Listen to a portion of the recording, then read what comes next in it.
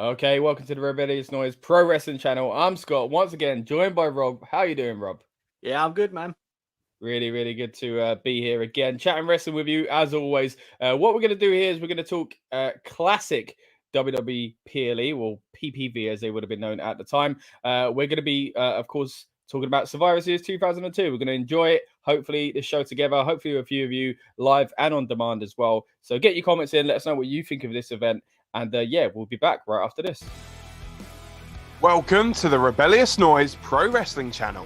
On this channel, we bring you some great content from inside and outside of the squared circle. We will go through and offer some in-depth analysis of the biggest events of the year, as well as bringing you exclusive interviews with some of the industry's biggest names. There will also be live show reviews, in-depth features, and podcasts.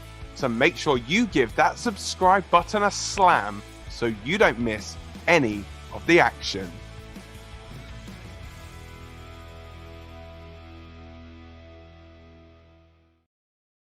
All right, so as we said, we are here to talk about Survivor Series 2002. Rob, I think it's going to be a good one, man. I have fond memories, but not many memories. That's the key, I think, when you do a classic pay-per-view watch back. I've kind of had a brief look at the card, so I think there's going to be a lot of surprises going throughout because it is 20 years ago, and we are knocking on a bit now, lad. But yeah, looking forward to kind of diving into it. Of course, the main thing I do remember is the Elimination Chamber and remember who won it. But other than that, it's pretty much a free-for-all at the moment. So I had a brief look at the card, and a lot of it I was like, oh, that sounds good. But it sounds very typical of its time. If you told me it happened on another pay-per-view that year, I would have probably believed you as well. So yeah, got to be interesting getting into it. Before we get into the card, Rob, what are your first kind of early memories, well, kind of this show? What do you remember? Yeah, I think I remember the elimination match itself, and I literally you've sent me the rundown of the card, and obviously we got it on the network of what's going on as well. And I really don't remember the rest of it. That's what I mean. Is that a bad sign? Like, I'm not sure. I mean, it was 20 years ago. I mean, I've slept since then. Yeah, just a few times. But yeah, I mean, it looks like a solid card though, so I'm interested to see what they do. Yeah, same here, man. I'm looking forward to it. I think it's gonna be a good one to kind of go back on and kind of reminisce. You know, this is when we're first getting into wrestling and stuff like that. But yeah, it's going to be an exciting one. I've got a quick comment here from Richard. Hi guys, Bobby Lashley should join the Judgment Day because the question is, what's got into Bobby? Yeah, Bobby obviously lately, time of recording, kind of turned a little bit rogue, I guess, when got a bit bad at Brock Lesnar, of course, on the recent PLE being crown jewel. But yeah, who knows? Maybe that is something we can talk about at a later date, Rob. That'd be interesting to dive into on one of our podcasts. Of course, today is about the past, though. And although Bobby Lashley's been there for a while, even this is before his time in the old Fed. But Brock Lesnar was kicking around, of course, because we've recently done another event from 2002. We did a watch along for SummerSlam 2002, of course, which was, spoiler alert, but it was 20 years ago, the crowning of Brock Lesnar, you know, becoming, no longer is he the next big thing, he was the big thing, you know, at that point. So a really interesting pay-per-view to go back and watch. And again, thank you for everyone that joined us live and on demand with that one as well. But yeah, this one, again, I don't fully remember all of it, but the key thing, the way we end the night, I do remember. So it'd be interesting watching that back in hindsight. As a kid, you know, big Shawn Michaels fan. Spoiler. Very happy, of course, that he was back at the time. And again, we touched on this with SummerSlam as well, of course, with his return match against Triple H. But should we have a little rundown with the card then, Rob? Yeah. Do you want me to read it how you wrote it, or do you want me to kind of mix that with what WWE have got? I mean, to be fair, you didn't write it. I didn't write it the correct way. I sent it, and the way we sent it, the formatting went a bit mad. So yeah, what have WWE got? Is it on the network? Yeah. So. Oh yeah, read it. It doesn't give results, does it? No. It just. Says... yeah, read out the network version then. Yeah. And again, anyone watching on demand and or live, as we always do, we'll stick up. We'll let you know basically when we're going into the stream and how to sync up your streams with ours as well. Should have said that earlier, Rob. We're 5 minutes into the stream and I've only just explained that. Don't worry, guys. We're going to sync it up together. So whether you're watching on demand or live with us on the network, on Peacock, if you've still got this knocking about on VHS, then we're hopefully gonna line up together. So go on, let's run down the card, mate. All right, so it's got Shawn Michaels, Triple H, RVD, Booker T, Kane, and Chris Jericho compete in the Elimination Chamber with the World Heavyweight Championship on the line. It's weird saying that. World Heavyweight, course. Edge and Rey Mysterio defend their WWE Tag Team Championships in a triple threat match. Yeah, this one really interested me. Go on. Yep, and then it's got Brock Lesnar defends the WWE Championship against Big Show, plus the Dudley Boyz, Jeff Hardy, and more. And that's all it says. Oh, that's all it says. Okay. So on the you know why? Because they don't really want to touch on, I don't think, who's in the which is the triple threat tag match. But yeah, do you want to get into who's in that match? Because I'm sure it was a banger, but we're gonna get into it. Yeah, so that's Edge and Rey Mysterio versus Kurt Angle and Chris Benoit versus Los Guerreros, Eddie Guerrero, and Chavo Guerrero. Do you know what? Guerrero. That's it. Yeah, that's the remix version. I forgot they were called Los Guerreros. You know. Of course they were. Yeah. Before Eddie is lying, cheating, and stealing on his own, it was we lie, we cheat, we steal, weren't it? So gonna be interesting. Los Guerreros even that. This is late 2002, so this is obviously very early into that tag team. I'm guessing it's still mullet Eddie Guerrero at this point, because when he came out in 2002, RVD had the mullet. Maybe. Talking about the important stuff here early on, of course. Do you want to just have a look at the one I've sent you then, because that kind of goes into a bit more detail as far as what else is on the card. So obviously we've got the Dudley Boyz. However, there's no Devon, so it's Bubba Ray Dudley and Spike Dudley and Jeff Hardy versus 3-minute warning. Is this because Devon is now? So there was a brand, at this point? I believe so. Was this? This was just after the brand split, right? Not Brother Devon, Reverend Devon. Reverend Devon, yeah. So I believe so.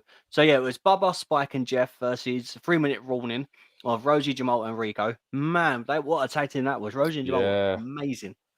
And then we've got an elimination tables match, which is Jamin Noble, who's the champion, versus Billy Kidman. Wait, oh no, that's it. That's how you've worded it. Don't worry. I ain't worded it. I've done it right, man. That's how you said it. All right, so it's the Dudleys versus Jeff Hardy. Dudleys and Jeff Hardy versus 3-minute warning in an elimination tables match. Jamin Noble with Nidia versus Billy Kidman in a singles match for the Cruiserweight Championship. Okay, that makes more sense. Trish Stratus versus Victoria, a hardcore match for the WWE Women's Championship, and Brock Lesnar with Paul Heyman, but in a singles match for the WWE Championship. Wow, it does. It seems pretty stacked. Looking forward to it. Again, memories though. So is it again? Do you think maybe you didn't watch the whole PLE back then, or The thing is, I used to. It was weird. It was a weird time, especially in the UK, because do you remember they used to have it? Was it Channel 4 or Channel 5? Channel 4 for a bit in 2000. Yeah, and then it went to like Sky. Was it Sky 1? They played it on Sky 1 for a bit, and then it went to Sky Sports. Yeah. So I remember kind of watching a bit and then kind of dipping in and out. And at that point, I was Survivor Series. So it was November 17th, 2002. So I was 11, 12 the following month. So I remember watching a lot of it, but I used to get the VHS tapes. So I've got a huge collection of the VHS tapes from like 2000 on to like 2003. Oh, mate, you should make a little backdrop out of them or something, like I was saying on my old wrestling figures. That'd be good. But yeah, it's weird. Like I remember this one. It was kind of like I remember this one. I had Invasion, and I just thought a lot of them from like 2002 and whatnot. They kind of just blurred together. Like I feel like 2000 really blurred together with everything that's going on. But I think for these 3 years, 2000 maybe to 2003, they were a solid pay-per-views. But I remember there wasn't one that didn't deliver. Yeah, no, I really fondly look on the early brand split as well, which it went as they always do. They always go to, they end up terrible. But yeah, I have quite fond memories of the early parts of the brand split, and it feeling quite distinct. So yeah, let's start firing up the stream, guys. I'm gonna head on to the network as we still have it here in the UK. Survivor Series 2002.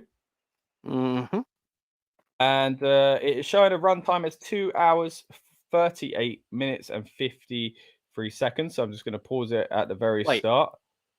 There we go. 2 hours and 38. Mine's saying 2 hours and 43. What? Survivor Series 2002. Yeah. What? What? Have I got Vince's extended cut? What's going on? It literally says 2 hours 39 in the main bit, and on the Yeah, actual... 2 hours and 39. Yeah, in the bottom, and then at the top, it's got 2 hours 43 minutes and 55 seconds. I don't know what's happened there. Interesting. Right, No well, we'll idea. see. If at any point we lose sight, we'll go into that. Right, so with that being said, again, usually I'll just give every 10 minutes, give us a little bit of a countdown as to where we are on the stream. But what we're going to do this time is we're going to put up a little stopwatch. But annoyingly, the stopwatch kind of goes too big on here. So we won't have it up the whole time because you want to see our lovely faces, of course, especially this one in the mask over here.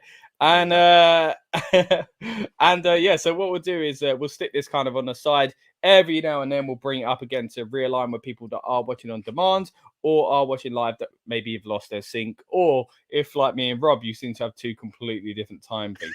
It's a bit weird because I don't think I'm using a VPN, so it shouldn't think I'm in another country where maybe I'll get a extra like more cut version. I don't know, because I'm sure things like that go on as well. Right, with that being said, let's start getting ready then. Let's okay. Right. Sorry, 1 second. So everyone get your Blu-rays ready, your VHSs, your DVDs, whatever it is. Get them ready, guys. We are about to get going here on Survivor Series 2002. Again, a very oh, here we go. What is going on there? Okay, now everything seems to be going wrong at the right time. Perfect. The problem with the network is the minute you click it, it plays straight away. It doesn't make you so you have to play it. Do you know what I mean? Yeah. So it's an auto play, so you have to pause it and then take it back again. That's what I had to do twice. It's literally going for. Hold on, I'm trying to. Oh, this is a joke. Literally, I've tested this for ages before we came on air. Right. Like beyond what needed to be tested. And basically this thing I'm making full screen is actually going full screen, so I can't then control my the stream. Can you do half and half screen? There you go. No, it's literally just jumping. Oh, you son of a We're live, pal. I know, we are live. But anyway, how you doing, Rob? You all right? Yeah? Oh, I'm good. Gosh. I mean, do you want me to fill a void while you're talking? I know it's Go not ahead, Survivor Series go ahead. 2002, but so look, before we started, you was like, "Am I ready?" And I did say yes, but I need to change my top. And I will make. I'm just making a little point. If you listen to the review that we done on the Crown Jewel PLE, then we spoke about the women's tag team division, and I thought, well, I need to stand by two individuals who were a tag team. So I'm repping Iconics, and you have to because I'm still fuming. So yeah, so it's never that wound is never going to heal, Rob. I mean, until they come back, and even then it still feel like an injustice that they were gone in the first place. So it's exactly that. Yeah, it's a real shame. Right, this is wild. What's happened here, mate? Hold on. We're still not good to go. Have I got to continue filling the void? You got a stall, buddy. I mean, if you want, I don't remember what happens in this pay-per-view. So, do you want me to give you some predictions? Yeah, sure. Because I really can't remember. Obviously, we know how the Elimination Chamber match finishes. So I won't say that one. Okay. Edge and Ray defend the tag team titles in a triple threat match. Honestly, man, I'm just thinking about the shit. Like, and I can't remember any of it. I don't know if it's either my memory's getting old, or I don't remember this at all. I'm gonna go. So we've got Edge and Ray versus Kurt and Chris Benoit versus Los Guerreros. For some reason, I feel like Kurt Angle and Benoit win it. Or do they? I literally cannot remember. Yeah, I'm gonna go Kurt Angle and Chris Benoit. Okay. Do you remember? No clue. No clue. I mean, I know Los Guerreros end up having the titles at some point. Yeah.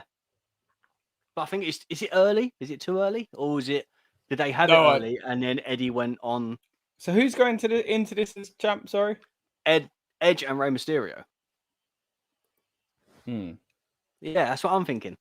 So it's either Kurt and Chris Benoit or the Guerreros get it. I don't remember the Guerreros.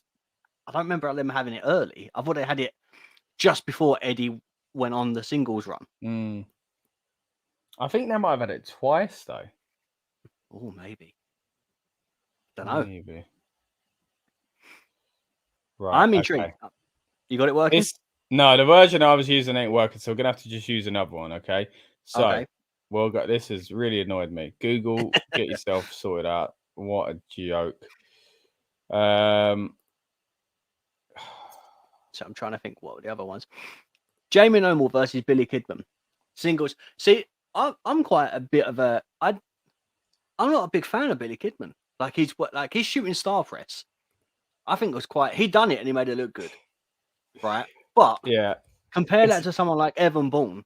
Yeah, but I like Billy it. Kidman His one was looks just more fine. like lazy, and I like that. It was wild, yeah. But the thing is, do you remember that time when he done it and he hit the rope because he just flung his body back? Like it looked great, but I don't think he was as athletic as he was supposed But to he be. did it to in do like that a move. really certain kind of way. I quite liked it. He kind of just drifted to the side, didn't he? Like he got Yeah. moved in the air. Yeah. It's just it didn't go forward as much. No. I mean, Brock's got a better shooting star press than Billy Kidman. That's a fact. Right. Even okay, the one he done against Kurt Angle was better than the one that Billy Kidman done. Oh mate, come on now. I I think we get all this Billy Kidman slander, to be honest. It's funny because I remember I've got a Billy Kidman action figure, right? And he presses back, yeah? Yeah. They're leaning forward. He presses back and he flips. It sometimes works, but not great. Not great. Man, that was so long ago. Black shorts and like a white vest top. How good was that? That's it. I had the same one, mate. Yeah, nice. Did you? All right, yeah. This is driving me absolutely mad. So we're just going to go on to some random website with a timer here, guys. So these guys are going to get a little advertisement. There we go. All right. So gutted. Are you ready? There we go. Right. So this is a bit of timer, guys. We'll bring it up every 10 minutes. Okay.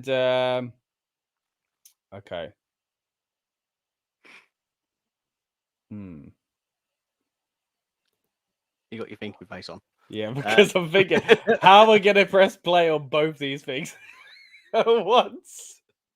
Can't you press? Right. Oh man, that's a good point. Can't you just run the timer so every 10 minutes? I'll be quick. All right, ready? I'll count down. We're going to count down for 5, yeah? No, we're going to count down for 10, just in case no one's ready. Well, they should be, because I just spent 10 minutes waffling. Right, so we go 10, 9, 8, 7, 6, 5, 4, 3, 2, 1, play. Okay.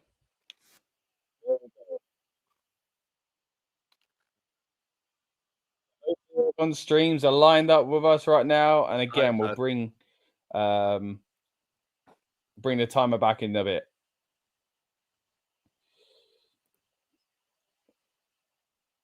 I mean, as always, though, Rob, you know, they start out with a strong promo video. So Brock Lesnar, because I was wondering when I said earlier, you know, Brock become this big star. It's funny when you look back at these times, and the year just seems so compartmentalized. It feels so long, probably because you're young. But if you tell me this feud, when did it happen? I'd say 2003. But really, we're not far away from 2003, because I see it as so far removed from what he did after Mania and what he did after SummerSlam. And again, because he did so much. But whereas these days, if you told me something happened 7 years ago, I'd feel like it was, that's like the same. That's the same era as something happened 4 years later to me, you know? I agree, because I was watching, I mean, I know we're going to touch on it on the next Survivor Series, obviously, to do with the Shield, obviously their debut. But I was watching, it was the Raw Go Home show before WrestleMania, and it was the Shield versus the Wyatts. And do you remember when Seth flips out of the ring, then dives back through the ring and all that? And I was like, pre-injury Seth was like, he was another level. And I was watching it, I was like, God, that was only a few years ago. And it wasn't. It was about 8 years ago. Like, Matt, like, it's crazy. Good point. You mentioned it there, so we should probably talk about it, because even this kind of ties in with it. But this is 10 years ago, and soon we'll be doing a watch along for this Survivor Series as well. So subscribe here if you want to know exactly when that's going to be coming up. We're looking at doing it hopefully this Saturday, but yeah, keep an eye on this channel for the exact time. But of course, it's all about 2002 today. The show is now pretty much getting underway. Fireworks on our screen, you should be seeing it at the moment. What's the theme song? Oh, Saliva, classic. I mean, it was always Saliva, wasn't it? There was, Yeah, around this time. I think this is always. I haven't heard this song in Yeah. ages. that chamber looks so nice. Oh, I love the original chamber. Of course, that's a big part of this show. The first ever Elimination Chamber match, introduced on screen at least by Eric Bischoff. Quite similar actually to the War Games. It seemed like a kind of playoff of that. And of course, that is what we're getting at time of recording. The kind of the upcoming Survivor Series is going to be a War Games Survivor Series. Oh, this is at MSG, of course. Which, do you know what? MSG is the home to one of my favorite ever. I'll call it a PLE or pay-per-view. Yeah. Do you want to have a guess which one it is? Your favorite ever pay-per-view? One of them. I've got two favorite pay-per-views. Is it a non WrestleMania? Yeah. All right, Royal Rumble 2000. Yeah. Hey! So good. I love it. Yeah, it's great. Oh, here we go. So we got Spike and Bubba Ray, as you mentioned earlier on. I like this version of their song as well. Like more than Drop the Bombshell. Yeah. This is Saliva as well. It is, yeah. It's just a saliva mark. We all need a bit of saliva in our lives, mate. Exactly. Here we go. Oh, Jeffrey.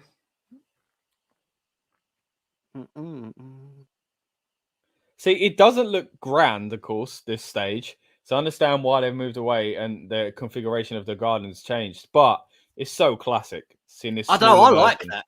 Yeah, I think it's so cool. This one here with a screen opening up is amazing. Yeah. So Obviously, and go on. I'd say especially what they can do now with like better LEDs and all that.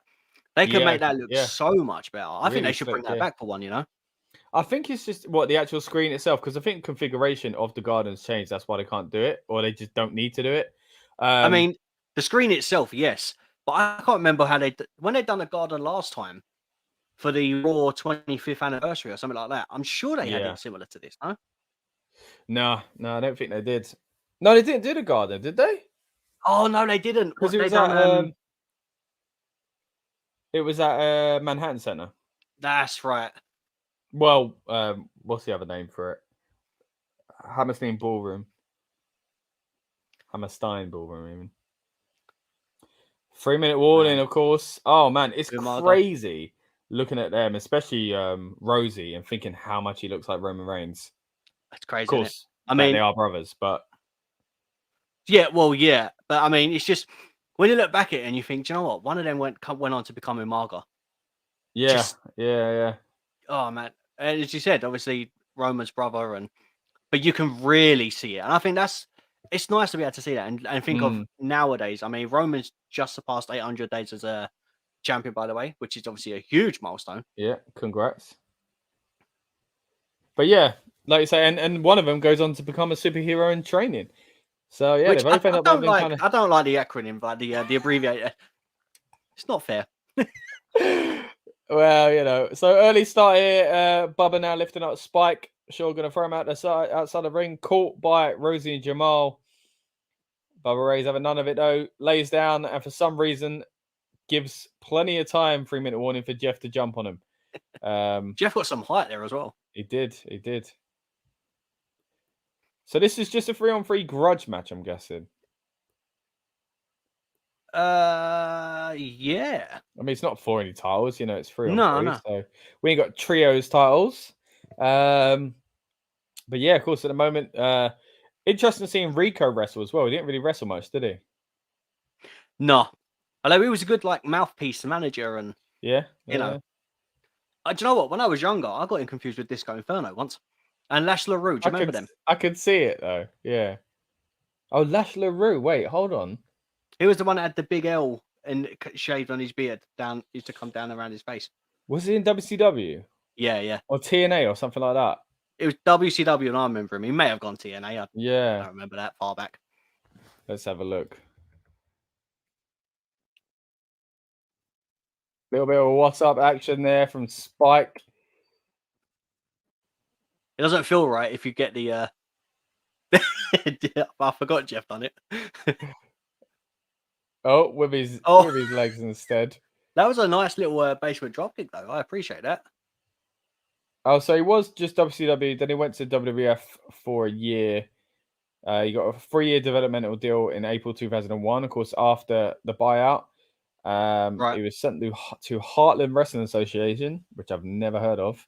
And he negotiated his own release in June 2002 to pursue other options rather than being stuck in limbo. So fair play to the man.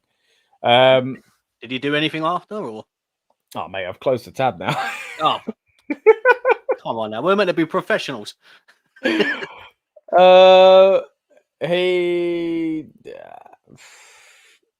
was on the first TNA pay-per-view. He got a neck injury on the indies, needed surgery. Then he had rehab instead because another doctor told him to be fine.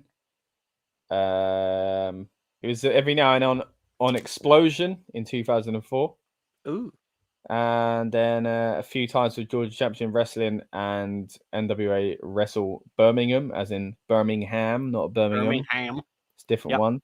And Deep South Spelled Wrestling the same, innit? as well. Yeah. So I mean, Birmingham. to be fair, mate, it should be Birmingham anyway. But you know, it's like, oh my goodness, okay, Rosey straight through a table there. There we go. No, sold it. So is this like no DQ or something like that? Daniel's here. Thank you very much for joining us, buddy. Appreciate it. Hope you're joining the stream here as well. We are watching Survivor Series 2002. If you want to know where we are on the stream at the moment, we'll bring up the clock when it's getting near 10 minutes. So if you want to fire up the stream ready, that'd be great if you've just joined us. Go on, Rob, what are you saying, mate? The way it's obviously not you've written it, the way you've sent it over, I believe it's the Dudleys and Jeff versus 3-minute warning in an elimination tables match. Then it's Jamie Noble versus Billy Kidman in a singles match for the Cruiserweight Championship. Right. So does that mean is Rosey eliminated? No, because he didn't get put through it. He threw himself. He pushed him. Okay, right. So we're going to bring up the timer here, just in case anyone's joining us or has lost their sync. Daniel says the Brummy accent is so bad. I quite like it, I got to say. No. Could you imagine if those in Birmingham, Alabama spoke like the ones over here? That'd be quite funny, wouldn't it? Oh, man. Dudley Dog is beautiful. Dudley Dog's great. Oh, my goodness. That was vicious. That was vicious. All right, we are on 10 minutes, everyone. So, yeah. How do you describe that? They had him up in a power position, and then they threw him back the other way. He kind of got like reverse Alabama slam flapjacked. There we go. What way to describe it. You're welcome. My goodness. Anyway, spikes out, basically. But imagine taking that bump, mate, at that speed on your face. You got to have a lot of love for Spike Dudley. He took a lot. He gave a lot and took a lot of awful moves just to put on entertainment for us. Yeah, no, he was great. But yeah, no, the Brummy accent, it's awful. I mean, Daniel just commented again if you want to bang that one up. Oh, the very accent from England is so bad. I just think it'd be funny if the American. Would you reckon they call themselves Brummies? Oh my gosh! Right, so okay, right. So we've just seen Rosey just fall onto the turnbuckle and fall off, flipping off. Jamal had the same. Oh my goodness. JR saying the pace has quickened. It definitely has quickened. I like all this Survivor Series stuff we got going on. The background graphic, the green is really nice. Who's in the blue? Is that That's Jamal, Rosey. Right? That's Rosey. He literally done a split leg moonsault. What, when he got knocked off the turnbuckle? Yeah, pretty much. Good move for a big guy. I'd love to see Roman do that. That'd be interesting. So they're into the crowd there. They are. Good way to start the show. I know strictly speaking, we're not quite in the Attitude Era anymore. We're moving into the Ruthless Aggression Era. Of course, both those eras have kind of varying kind of opinions on when they start and end. But this is that blurred period where they're kind of getting into a new era. So around this time, you did have a lot of matches show start even with just kind of chaotic, hardcore-esque matches. Do you know what I mean? So, but yeah, I'm all for it, man. At what point would you say the Attitude Era finishes and the Ruthless Aggression starts? My opinion would be, do you remember when Vince cut the promo for Ruthless Aggression? I felt it really started when Cena come out against Angle. There are a few different ones. So I'd say the start of the Attitude Era is either, you could either say, when they change the set and everything becomes raw, like the set, the set design changes. They go into Roy's War, the War Zone, and that kind of verbiage and stuff like that. You could argue it's that. You could also argue it is, which is around the same time, or maybe not even the same time, Vince McMahon's promo where he says we're not going to insult the audience's intelligence. We're going to give you a more serious adult show. That is literally saying what's happening. But of course, there's a gradual change there anyway. Actually, before we kind of touch more on that, we got Jeff Hardy on top of the MSG entranceway. Oh my goodness. Swanton Bomb through the table and Rosey as well. What a great That's the second time he's done that in that arena. First time was the other time on the ladder there? No, it was from the exact same spot. I think it may have been the entrance. Yeah. But that was at Royal Rumble and it was against the Dudleys. Yeah, that's so 2 years later. Look at that. All is forgiven. So yeah, that's when I'd say it probably starts. When it ends, I've heard varying things for that as well. Some people say WrestleMania 17 is the end, because things do start going in no direction after that. We've got WCW has been taken over. The Invasion starts, but I wouldn't call the Invasion part of the Ruthless Aggression era. So that's where I'm kind of. It was like a transitional era, wasn't it? Exactly. Yeah. So it doesn't scream Attitude. Oh my goodness. Oh my gosh. So Rico just lost his balance at top. Looked like legit lose his balance. And the fact he managed to stay on was incredible. But then Jeff shakes the ropes and he falls. Don't know if that was a kind of a save to be like he's going to fall anyway. No, there was supposed to be a spot. And Jeff was late. Right, okay. So now we've got a backdrop there. But Jamal has moved the table out of the way, so Rico hasn't been eliminated yet. This is thick and fast action, mate. Whispering the win there from Jeff Hardy. Beautiful move. Yeah, so you could argue that. You could argue the Ruthless Aggression promo. And with, as I said, with the start of the Attitude Era, you could argue when the graphics change and things like that. You know, the Raw logo changes, the SmackDown logo changes. You've got, obviously, WWF becomes WWE as well. This is actually the first WWE Survivor Series event. So, yeah, it'd be interesting. That sounded horrible. That sounded like you heard, didn't it? Like, really bad. Can we just talk about Jeff's trousers as well? Oh my god! Right, all right, okay. How do we recap here? So first of all, Jeff throws the ladder into Jamal's head. Table into Jamal's head, and it was the bad side of it, as in it is the side with the legs, and the noise is horrible. You can only imagine it hits him on the head pretty bad. So then Jeff decides to run along the barrier, but he slips, and then Jamal throws the table into him, the better side, which smashes over Jeff. My goodness. I know these are kind of gimmick tables, but still. Whew. Yeah. What a piece of action. Before that happened, what do you reckon of Jeff's trousers? So Jeff's trousers, mate, they are lime. They are lime. I appreciate a lime green, but that is a lime. Yeah, it's closer to white as well. It's that lime. Jamal's on top. Splash through the table. And Jeff has been eliminated. A fantastic splash. Yeah, incredible. Those guys were so good. 3-minute warning, amazing. Get back to the comment here. Daniel says, what do you think the best English accent is? He says the Geordie accent is best, but he's biased because he's from Newcastle. Hey, the best English accent is the Cockney accent, of course. So, of course. I think we're all a little biased here. I don't know what you're talking about. I guess it just depends, isn't it? I like a Scouse accent. Scouse accent's cool, yeah.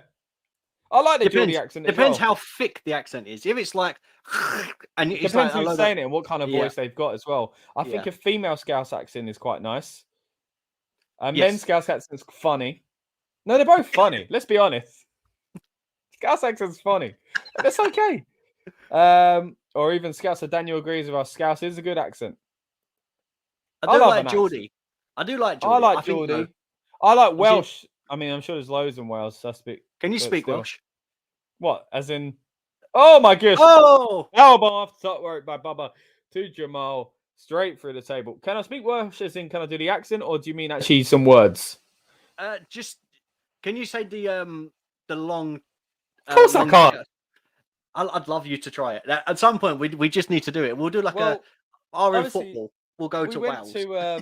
We went obviously to Cardiff recently for Clash at the Castle. When I was there, I did pick up and on the way figure out to learn, some of the words, basic things. I think it might have been hello, thank you, goodbye type stuff. Didn't use them. Because you're such an Englishman. But no, but it's not like people were like can't understand you. I bet you're the same. When you go to France, you learn all this French lingo and go that one. Dos beers, por favor, is that's me in Spain at least, right? Okay, so Bubba's getting a bit manhandled here. He should technically be out though, isn't he? Yeah, so it should be Bubba and Rico. Oh, because Jamal's out. Yeah, yeah. I've got rid of him now. Oh, and maybe not.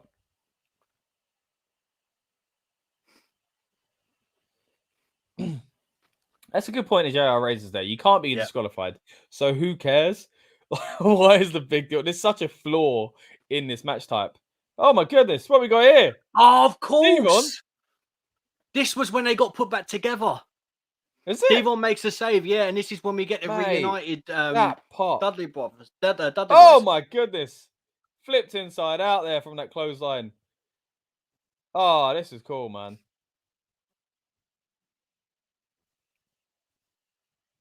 That is a huge pop. Wow. I never remembered how they got back together. I was like, I know it happens, but I didn't think it was. I thought it was later than this. It really wasn't that long. You know what I mean? Like back then, again, everything feels so long.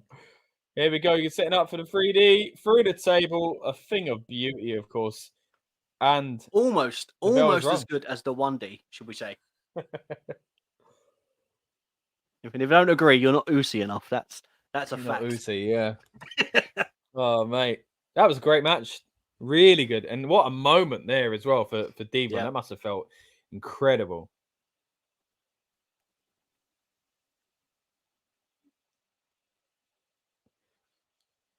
Got his old T-shirt on as well, which is quite funny. Just straight up being like, "I'm one of you again." Ah, that was cool. Look at a guy hanging out popcorn in the front row. It was a different time, man. You don't get much of that anymore. Nah. More of an American thing. We never have that in the UK. Like I've never seen that. Not at a wrestling show, but when I went to the NFL a few times, there's people walking around with a popcorn there. Really? They have them on this. I don't think like the long metal pole on the sticks. Yeah. On that. Well, they look, WWF New York is called the World at this point, which is an awful name, by the way. Oh, it's just Jamie Noble. Here we go. Do you remember my Jamie Noble impression for the last stream we did, mate? The 2002 SummerSlam. No, I'm not doing it again. No, but you need to do it again because I don't remember. If anyone wants to hear it, go back and check it out. I love Jamie Noble and Nidio. I thought they were fantastic. Even getting Jamie Noble back for J&J Security was really cool. But yeah, I thought they were a good little team together. What were we talking about? I can't remember. Popcorn. So you don't really see it as these streams go. Nice and professional. I've seen at a concert. Right. When you're in the standing area, someone walking around at the O2 with a backpack on that could sell you beer. Oh, they're great, aren't they? Yeah, that was cool. But you don't really, I guess maybe I might have seen it there for food, but you don't really pay attention. You definitely don't get it at football. If anyone's thinking like the American sports are not the same way we deal with it here, if there are so many people getting shamed online for eating popcorn at football, so they definitely wouldn't allow something like that. Not a chance. Now, what a tune, by the way. This theme song. Whew. Do you know what I do respect? If that's the is that the promo packages, the way they're doing it for all the matches? What do you mean? So obviously we've just seen the triple threat. So you got Edge and Kurt Angle and Mysterio all that battling in that, and they show like highlights. So if they do it for the others, it's just their way of kind of just showing what's going to happen for the pay-per-view, like a build-up promo. I don't know. I don't think I saw it. that. Maybe our streams have messed up. Wait. You've got them singing, right? No. What do you mean? I don't have singing. What are you talking about? Have you not got Brock standing on top of a Hell in a Cell? No. The network has screwed us. What? Wait. So what are you watching? I'm watching Cruiserweight title match. That's why I was talking about the song being so good. It's Billy Kidman's theme. Oh, mate. All right, hold on. Let me figure out what's going on here. It's all right. I'll skip forward because it's just Saliva singing. I want to see Saliva singing. Why is it not working for me? It's good though because you've got Saliva singing, and then if people are following on the stream now and they're following, then at the moment in time, for me, it's Saliva are singing, and then what they're doing is they're kind of building the show up and then showing promo packages while the song's playing, and it's all different. So they had one match. I know what you mean now. I remember seeing that. Yeah, I remember that when they used to do that. They did it a few times. Wait, some.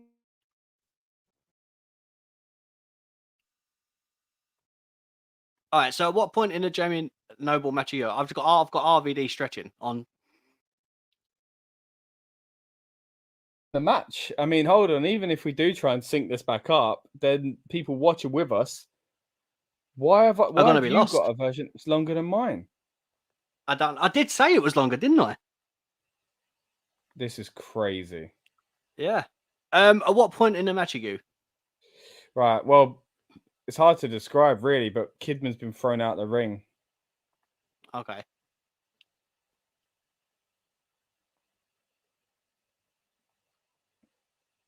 I've got Jamie Noble now attacking Kidman, and he's on the floor. Well, Jamie Noble just dived outside the ring for me. This is terrible. What the heck? Sorry, guys, for anyone watching. We will get back on track. Don't worry. We are now. Yeah, but then the other people on their streams might not get back with us. What if people have your version rather than mine? That's true. What the heck? How do you want to do it? I don't know. I really don't know.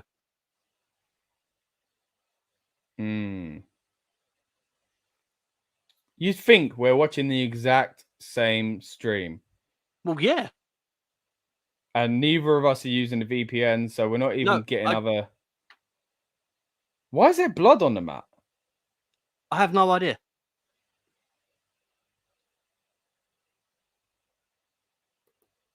Right. How strange is that? Billy Kidman's just been thrown over the top rope, and Jamie Noble looks like he's setting himself up to dive over. Yeah, so you're probably about 3 minutes behind me now. Goodness. Right, but even still.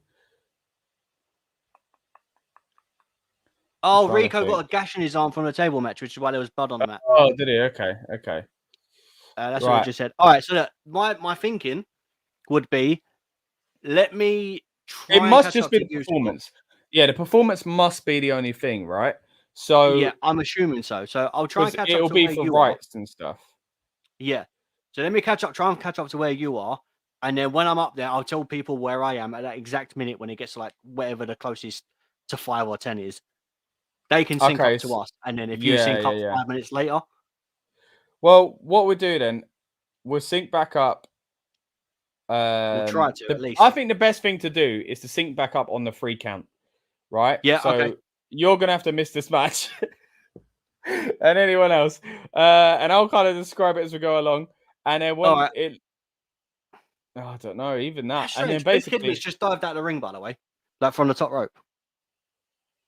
Has he just got up on his back? Yeah. I'm like, I must be like thrown Noble in the ring. Is he thrown Noble in the ring and he's about to do a leg drop over the top rope? Yeah. Yeah? All right, so you must be a little bit behind me then. Okay. So if you want to move like 10 seconds ahead and tell us what your thing is, just in case anyone else is in this kind of loop as well. So my stream is on 26 minutes. 27. Lydia's just grabbed Kidman's leg. Yeah. So I'm at 32. Okay. All right, Noble's just knocked Nidia off. There you go. So my You're a count is tiny bit in 1, front now. 2.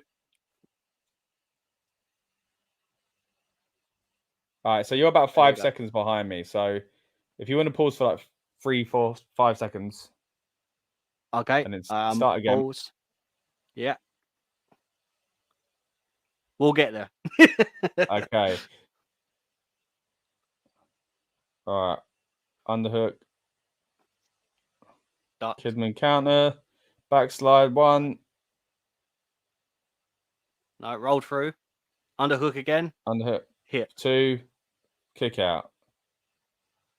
Oh, I'm like a second behind you. All right, okay. That'll have to do, right? So, with that being said, as you can see, my timer on the screen. What's your timer at the moment, mate?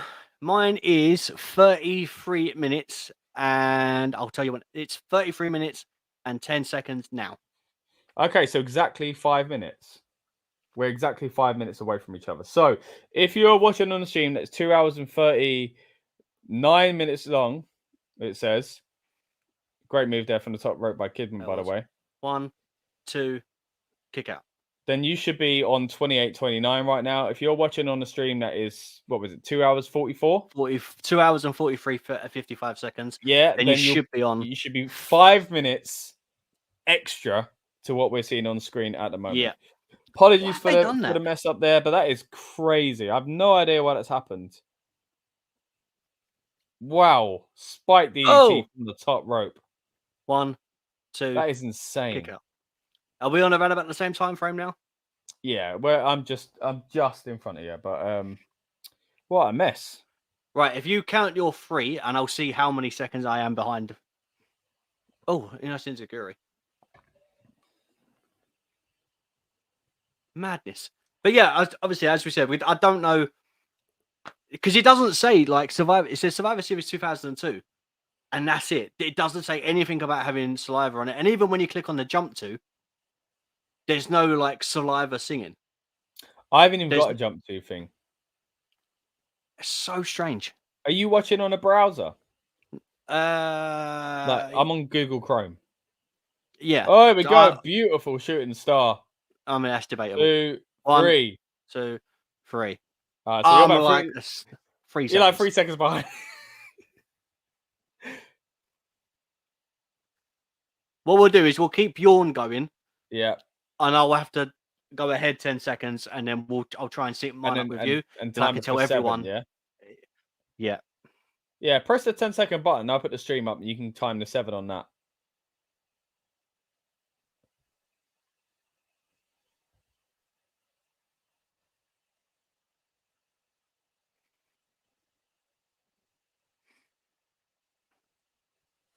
All right, so we're just seeing the replays here. Nidia tried to get involved, gets knocked quite hard actually off the apron. And again, what a great spike DDT from Jamie Noble. I wouldn't be surprised if that won it. Shooting star press is happening. Yeah, he lands starting now. Land now, yeah, roughly about the same. 2, 3. All right. So again, if you're watching on the stream that on your network says it's 2 hours 39, then this time on screen is where we should. If your stream is 5 minutes longer than that, then you should be on about 36 minutes here.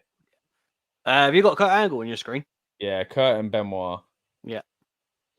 What a joke, Rob. I know. What the heck is going on?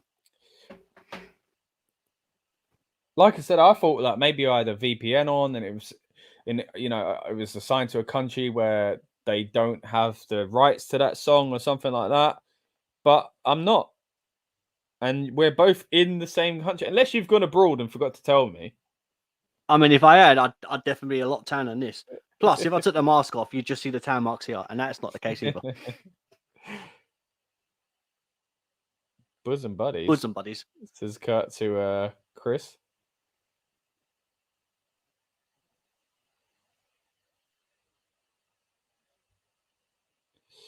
All right, so they gear themselves up for the tag title match later on.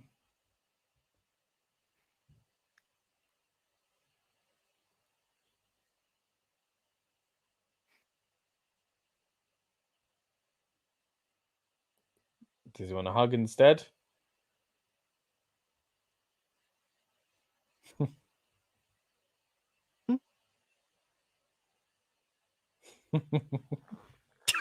Okay, so we're in comedy phase at the moment. Let's get tough. Okay, now we've got Chris Jericho now taking up his what wrist. is that beard?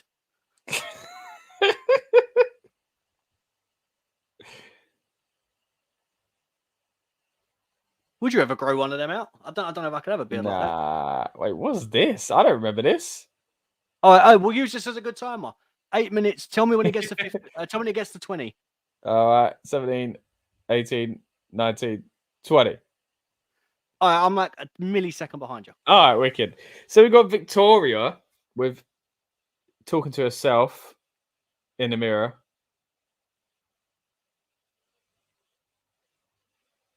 Oh, gosh, smashing the mirror. Oh, and then she's going to beat out the Trish cardboard cutout. So someone's filming her from above. It's called FU, which I have no memory of at all. It seems like a GTV thing, and that never got solved. So I'm guessing this didn't get solved either. I have no recollection of that whatsoever.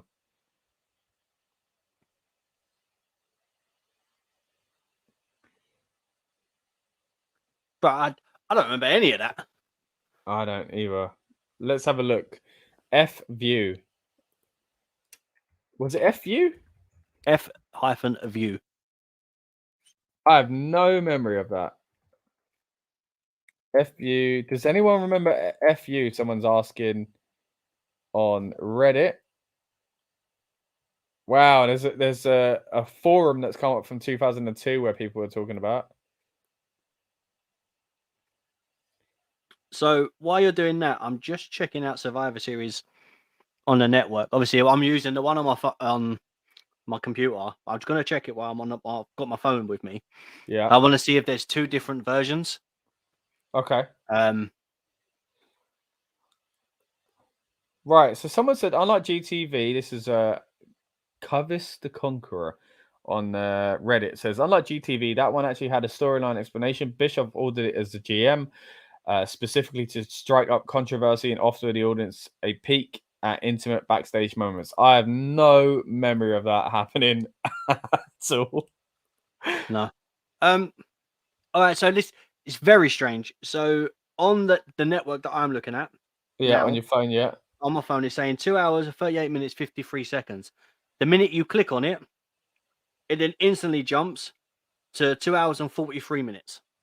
What? Yeah. Mate, this is so confusing. It is.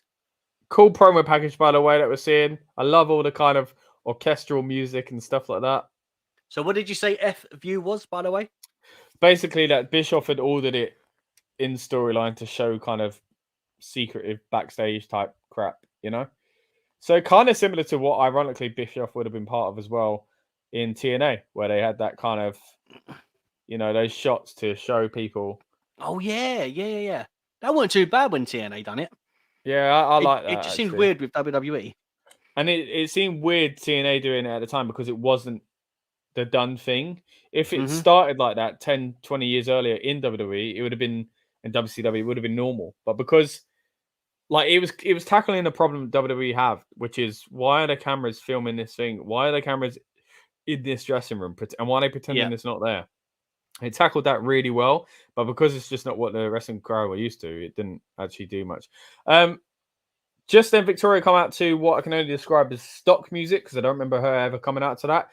Do you think it is meant to be all the things she said, and they've dubbed over it? I have no idea, bro. I think she was still using that song at that time. So here we go. Hardcore match here for the women's title match. Trish is the champ, and she's not even got her jacket off before Victoria is using it against her to pull her back and choke her with it. Yeah. So everyone that's watching on my view, we've just gone to 42 minutes.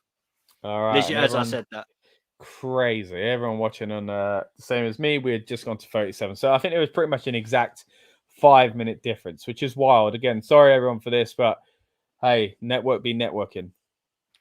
Yeah. And it's funny enough, just looking at a ringside as we were talking, people taking photos, which is something that we don't see much nowadays of. We spoke about this in the when we done a SummerSlam watch along as well. Yeah, the photographers on the outside for the different magazines and stuff like that, and websites, I guess, as well. I think it just makes it a kind of legit, real kind of big event feel to me. It's a real shame they don't do it anymore. Lovely little bit of work between the two of them and the broom here. Mm-hmm. Just getting choked out. Victoria's has to let go eventually.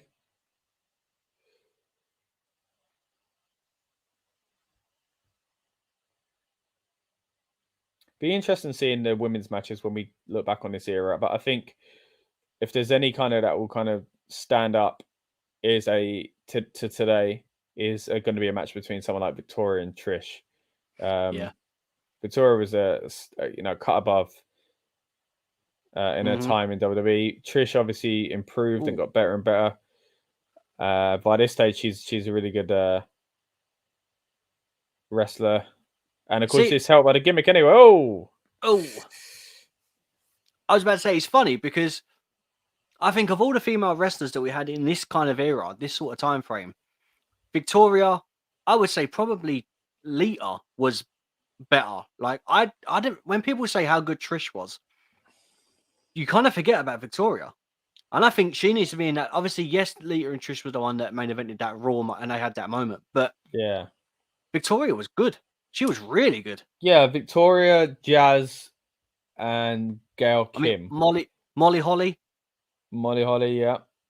So there was a few women there that were really good. Yeah. At what point did Mickie James come? Was that a little bit later? Yeah, that would have been about 2004, I think. 4, 5. I think 2004 because I think she's that match against Trish at WrestleMania, isn't it? That she has. Yeah. So, but that's not WrestleMania 20 actually, because WrestleMania 20 is the one where Trish is with Christian. Turns on Jericho with Christian. Oh, right. So maybe it would be 19 then. So 2003. So Victoria's setting up the trash can in the corner of the ring, but Trish is taking control. Looks like she's gonna go in it. Yeah. Oh no, she's gonna go up into it. Oh my goodness. Oh, slingshot face into the trash can. I thought it was gonna go the other way, which would have been impressive to pull off if she had to fly herself into the trash can. Into it. Oh my gosh. Oh. She just put it on her face and kicked it off. 2. Wow. See that popcorn walking across the screen again? We did. Do you know what I also find is very weird now, especially nowadays. I think we're so accustomed to seeing it. Is fans not having a phone in their hand? Yeah, when you said about photos earlier, I thought you meant the fans at first, and I was going to say, well, they take loads of photos now, but yeah. Like, I mean, there was a guy there literally just using a wind-up camera. I'd love to see those photos, to be fair. Oh, just throws Victoria into the ironing board. Set up, and what a lovely little kick there as well. Ref counts 2. Just means business. Kendo stick. Ooh.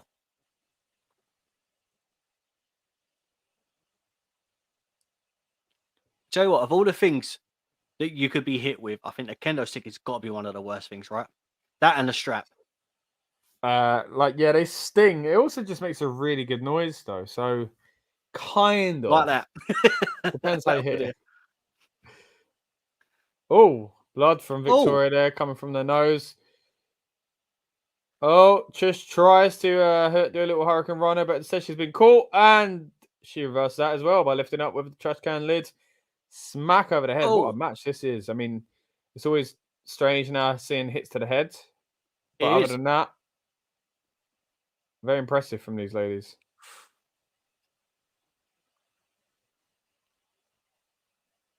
I mean, even with that nose, as she got in now, they would stop the match, right? And dry the Yeah, blood or wipe the blood yeah, away. yeah. The ref would have gloves on. It's so different now.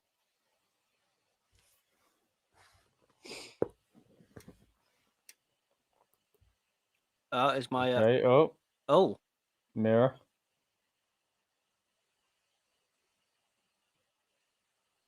A Was that a- decade and 4. Did you hear JR just said that? no? He said, so she might have 7 years bad luck because she smashed the mirror in a promo earlier. Right. And he's like, what she want? A decade and 4? Why didn't you say 14? Uh, A decade and 4? I've never heard anyone say that in my life. it's weird, but some people, instead of saying that it's 1/4 2, like on the time, they say it's 10 and 5/2. Just say 1/4 2. Wait, Have you never what? heard that? No? What? Yeah. So my aunt says it's 10 and 5/2. 10 It's quarter and 10 5. and 5. Yeah. Just say 1/4 2.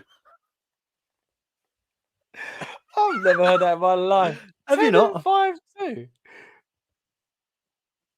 They're like 2 different times. There's 10-2, there's 5-2, and there's 1/4 2, which is the one that she's trying to. Oh, that is confusing. Drop toe hold there by Victoria to stop Trish with the kendo stick. As at this moment in time, Victoria, is she doing something with the mirror other than the one that she just smashed up backstage? Or was that a part of a gimmick or something? I think it must have been, yeah. Probably the same thing. She probably just kept talking to herself. There we go. Hey, I love a fire extinguisher, mate. Yeah. Although, if you've ever been around a fire extinguisher, health and safety, they tell you not to do that. They do. It can be dangerous. They also tell you don't sit on a wheelie chair and fire it. Okay. Was that the 3? Yeah. That was it. A suplex and a pin. I thought there was going to be more. Yeah, same. But still. That is definitely stock music, isn't it? Yeah, it is. It's not playing in the back. It's no way. That must have been all the things you said. Another great theme song, of course.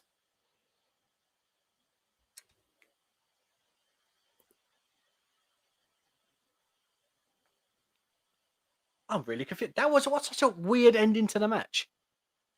I expected more from that. Yeah, I don't know if it's just. I get the doing a move after that to get the win, but a suplex seemed a bit odd. But it was a nice, good suplex. Laurie says, yeah. "Worked this at 30 years ago." Abe Lincoln. Yeah. I guess Abe wasn't on our kind of wavelength when it came to counting things either. No, don't get me started with counting. And from the stream when we done recently of Crown Jewel, and Tom rightly said, me and maths just don't go. So Booker T in the back here, gearing up, getting ready. That's the annoying thing about the network, isn't it? These kind of oh gosh, I'm falling all over the place. These licensing issues.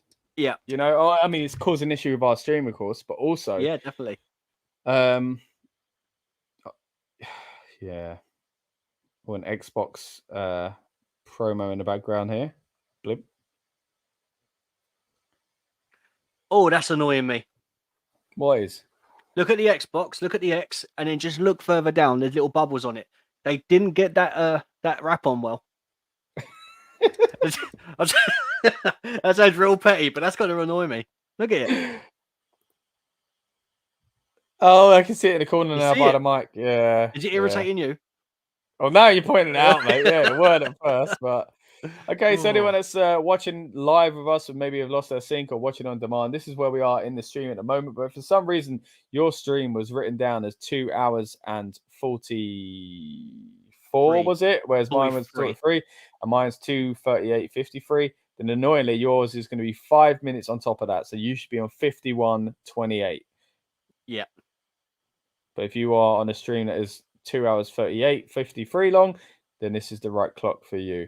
We've had a frustration with our clock messing up. We've had a frustration with the network letting us down as well. But hey, we're here, and well, at least the show's fun. This is pre-sword on the chest, Brock Lesnar. I thought you were going to talk about Drew McIntyre there, but yeah, it is not. pre-sword chest. This is pre no ponytail. Paul Heyman.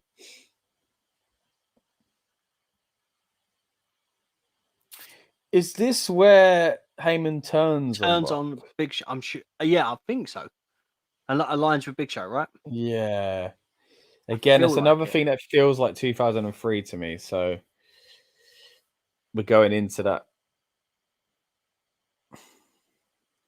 How old was Brock when he won the championship?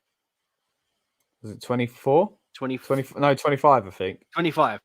Yeah. And 'cause when I was think, that? That was 2002. Yeah, he won it. yeah. Okay, so he's still young here. It's a few months after it. Mm-hmm. Yeah, so he just, compared to now, it looks like a completely different Brock. Mm, Do you know what I mean? Like, even his presentation, the way he looks and stands, is different. yeah. Look at this, man. Taz's suit is great. And Michael Cole's outfit, you wouldn't see him wearing that these days on it, I don't think. Classic moving graphics. All right, looks like we're getting into this match now. Getting a bit of a recap. No mercy. Of course, of the classic, yeah.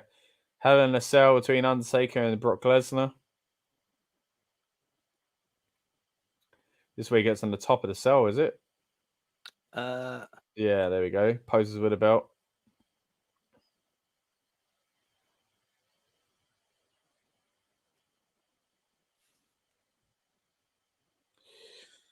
Big Show taking out Taker. It's quite a thing to say. Throws him off the ramp. That was my favorite version of Taker, you know? What, short hair biker Taker? Yeah. I know it's not to everyone's taste. I think after the Kid Rock and it was like Limp Bizkit, that was when it was solid. Yeah, early American Badass. Mm-hmm. Yeah, I like this version as well. I mean, Big Show was portrayed good in this time frame as well. Like, you know, just throwing people around and he's in good shape as well. Like, what was his heel turn? Number 4, number 5, something. I think he's number 71.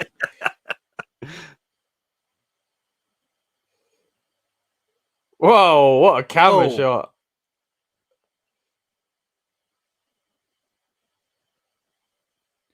Yeah, so look, he's annoyed at Brock, and even in the pre-match promo we just saw, he's kind of being like, "Oh, what you doing?" Which is very telling from Heyman. It's usually when he does decide to turn. Of course, same thing happened a few months ago. More than a few months now, when he turned on Brock and aligned with Roman Reigns.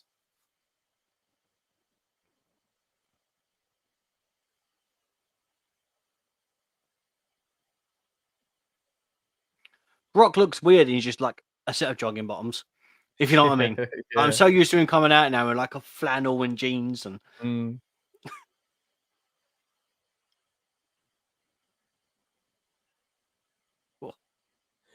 they do well to like you say, put over the Big Show in this as well. Yeah. And also this is like a babyface Brock. Yeah. You know. Sold out MSG, as they say. Greatest arena in the world, eh? I've heard them say most famous, but greatest as well. I don't know. I mean, Wembley's. Oh, classic Big Show song as well. It's the Big Show. I don't like the version that is The most slower known one. for. Yeah, I don't like it. This was my favorite one. Mm. Also, the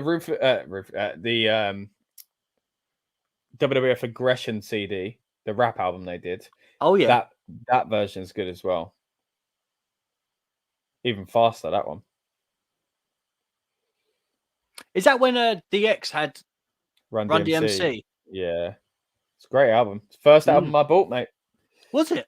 Yeah, first album I bought was that. The first like proper album, if we're not talking compilation, would be Chocolate Starfish and Hot Dog Flavored Water. I was about to say that was same as me. Was it really? Yeah. You could tell we were wrestling fans.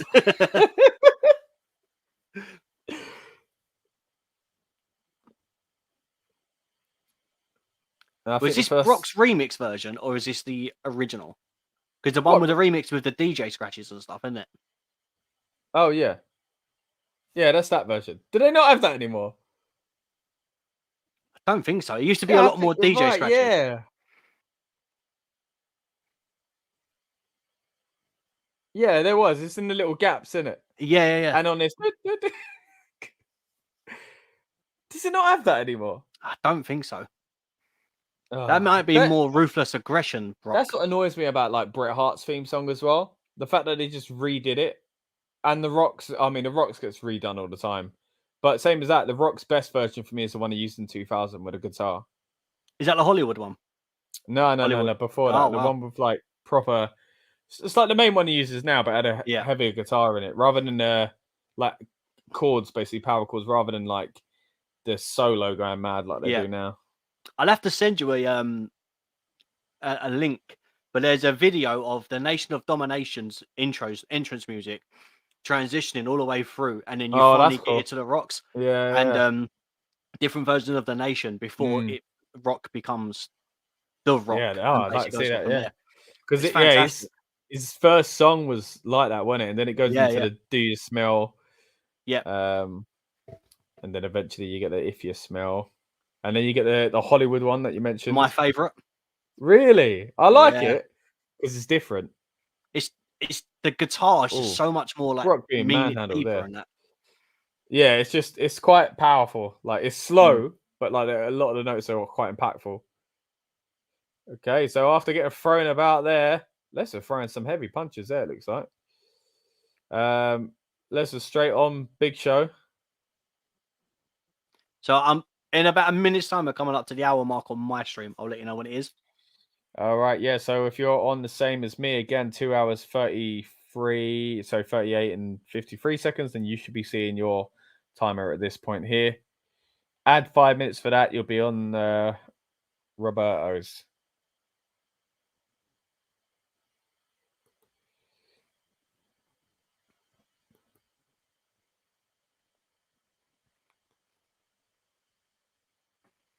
Oh, bit of a rough, slow, heavy side suplex, really, wasn't it? However, they're selling this Brock's ribs, so anything that he would normally do is not going to be as powerful. So I do like that it's not a perfect maneuver.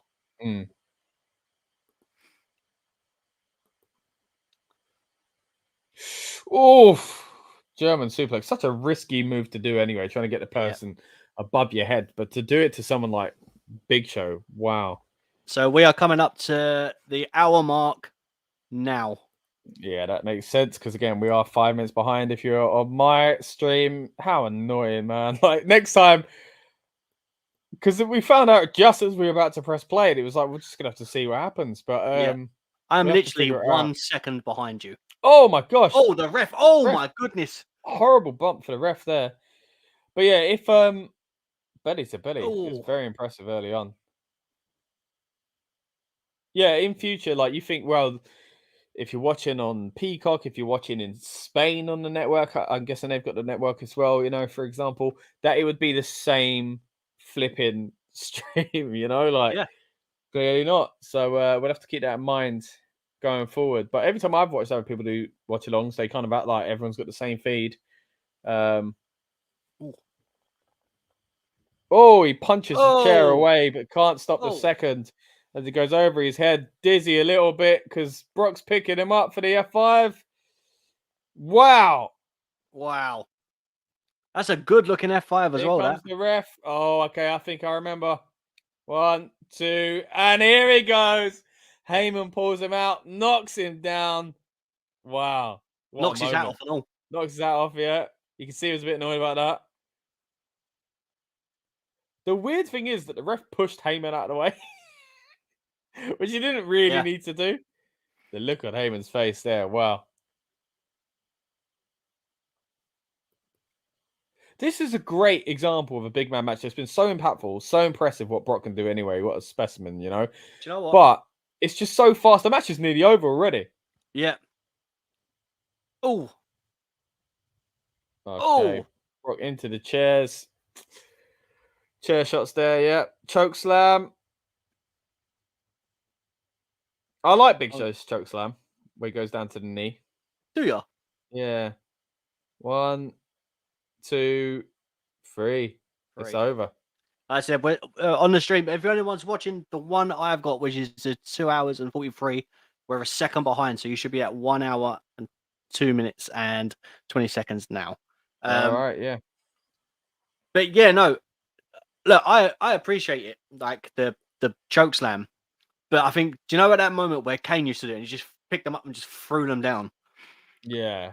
For me, that was just, I don't know. I always felt it looked more dangerous. Yeah, I just like that they're different styles. It's not just everyone using the same move. It's like, you know, Eddie Guerrero and RVD doing a frog splash. Splash. I like the fact that they're different. That's a fact. That's probably one of the best F5s he's done, you know. Yeah, that was great. The look on Heyman's face.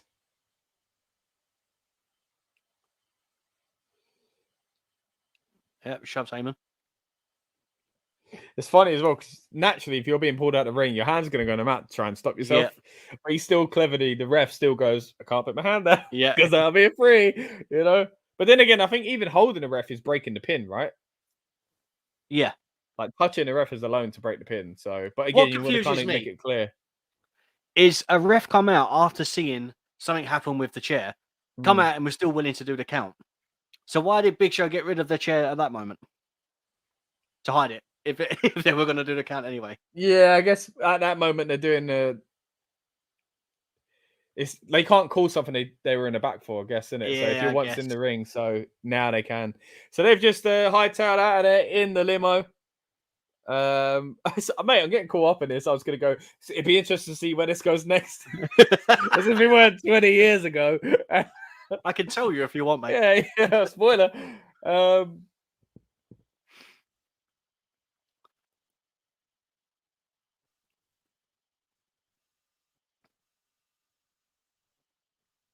Right, yeah. Getting the replays here as well. Now, if anyone watching on demand or live, let us know your memories of 2002 Survivor Series as well. Did you enjoy the show?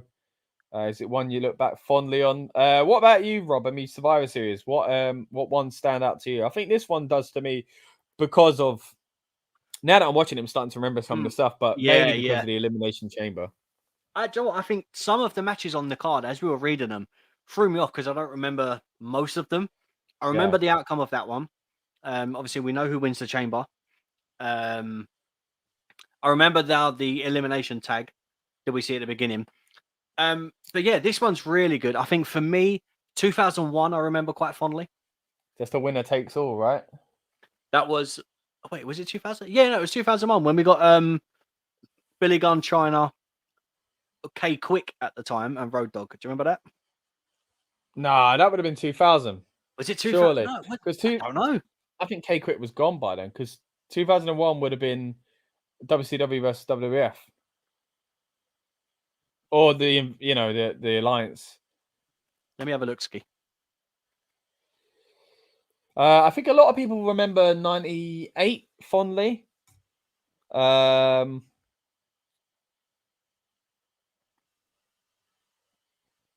Okay, so we've got not backstage promo, just a recap promo here about the match we're about to see. Is a trophy here. Tussling over it, hits Stephanie in the face, who is SmackDown GM at the time. She's held up by Kurt and then slapped, and then Benoit's laughing. Gets a slap as well. Great slap there.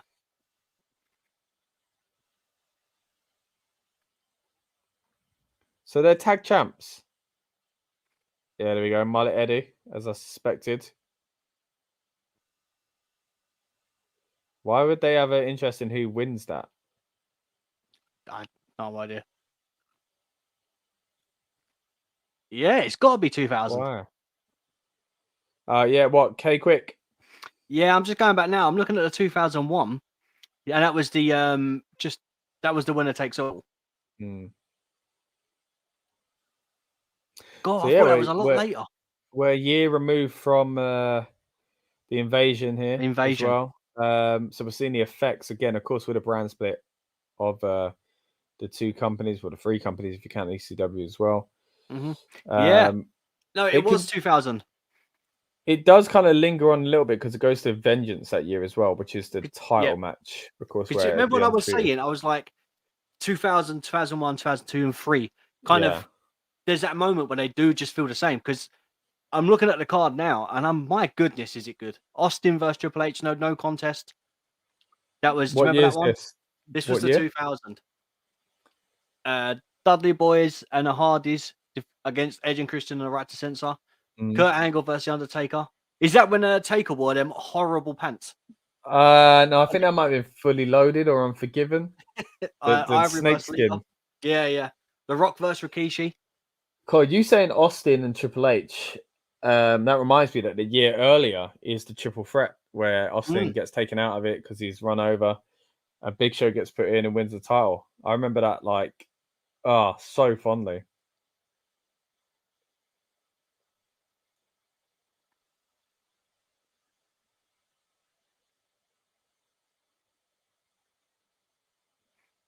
Again, I miss them using this kind of over-the-top orchestral music in their promo videos.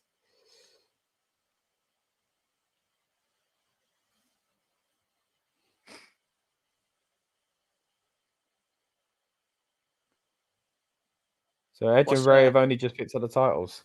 Go on, mate. What was that? I was going to say, what's Eddie's hair looking like? It's mullet, isn't it? It's mullet, yeah. It's mullet. Oh my goodness. Wow. That's a blast from the past. So Dawn Marie and Al Wilson. If you remember that storyline, Dawn ends up killing off Al. What a weird storyline. Latino Heat, here we go. Oh, wow. So they haven't even got the We Lie, We Cheat, We Steal. No. Similar gear, but not matching. Beer, $6. See all the signage there. $6 for a beer, right? That's how much a venue was charging. $6 US. I would do the exchange rate to pounds, but we haven't got the greatest at the moment. But that's you'd have to do it for back then, though. Yeah, and today that is £5.29. But I think just a few months ago, that would have been a lot less. Yeah. But even today, if I paid a $5 in a venue for a beer, I'd be, it's not that bad. But back then, you say that, but there's a couple of stadiums. Obviously, you know what team I support, and it's like $6.50 for a pint. I refuse to pay that. Yeah, my team, I think, is $6.30 or $6.80, something like that. I bet it's nicer over there, though, isn't it? On that side of London. It says on here, starting at, this is in 2021 on some random hockey website, that a beer was $10.50. God. No, but that worked out about right, yeah? So in 20 years, it's gone up nearly double.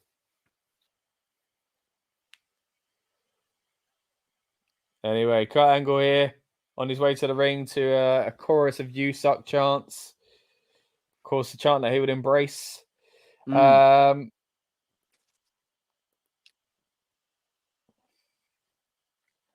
bit of pyro there. Again, do you know what else is quite ironic? That Royal Rumble 2000 was Kurt Angle, and he had the Open Challenge. Yeah. And it was Taz's debut. Taz's 2 years later. Wow, Taz is the commentator. And Taz is the commentator. Yeah, wow. That really isn't a long time, but again, back then it felt like it. So we got Rob Zombie version of Edge's theme song. One that my favorite version. Wow, that's a statement. I was going to say a version that gets overlooked, of course, because of Metalingus being such a classic. But I like this as well.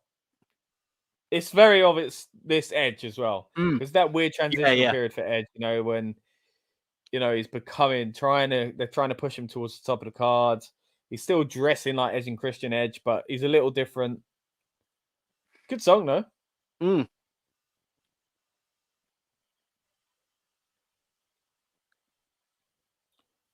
Speaking of old theme songs, we got Who's That Jumping at the Sky? This is, for me, this is the best, one of the best entrance musics ever. Yeah, I like it. And he just did the jump up again, of course.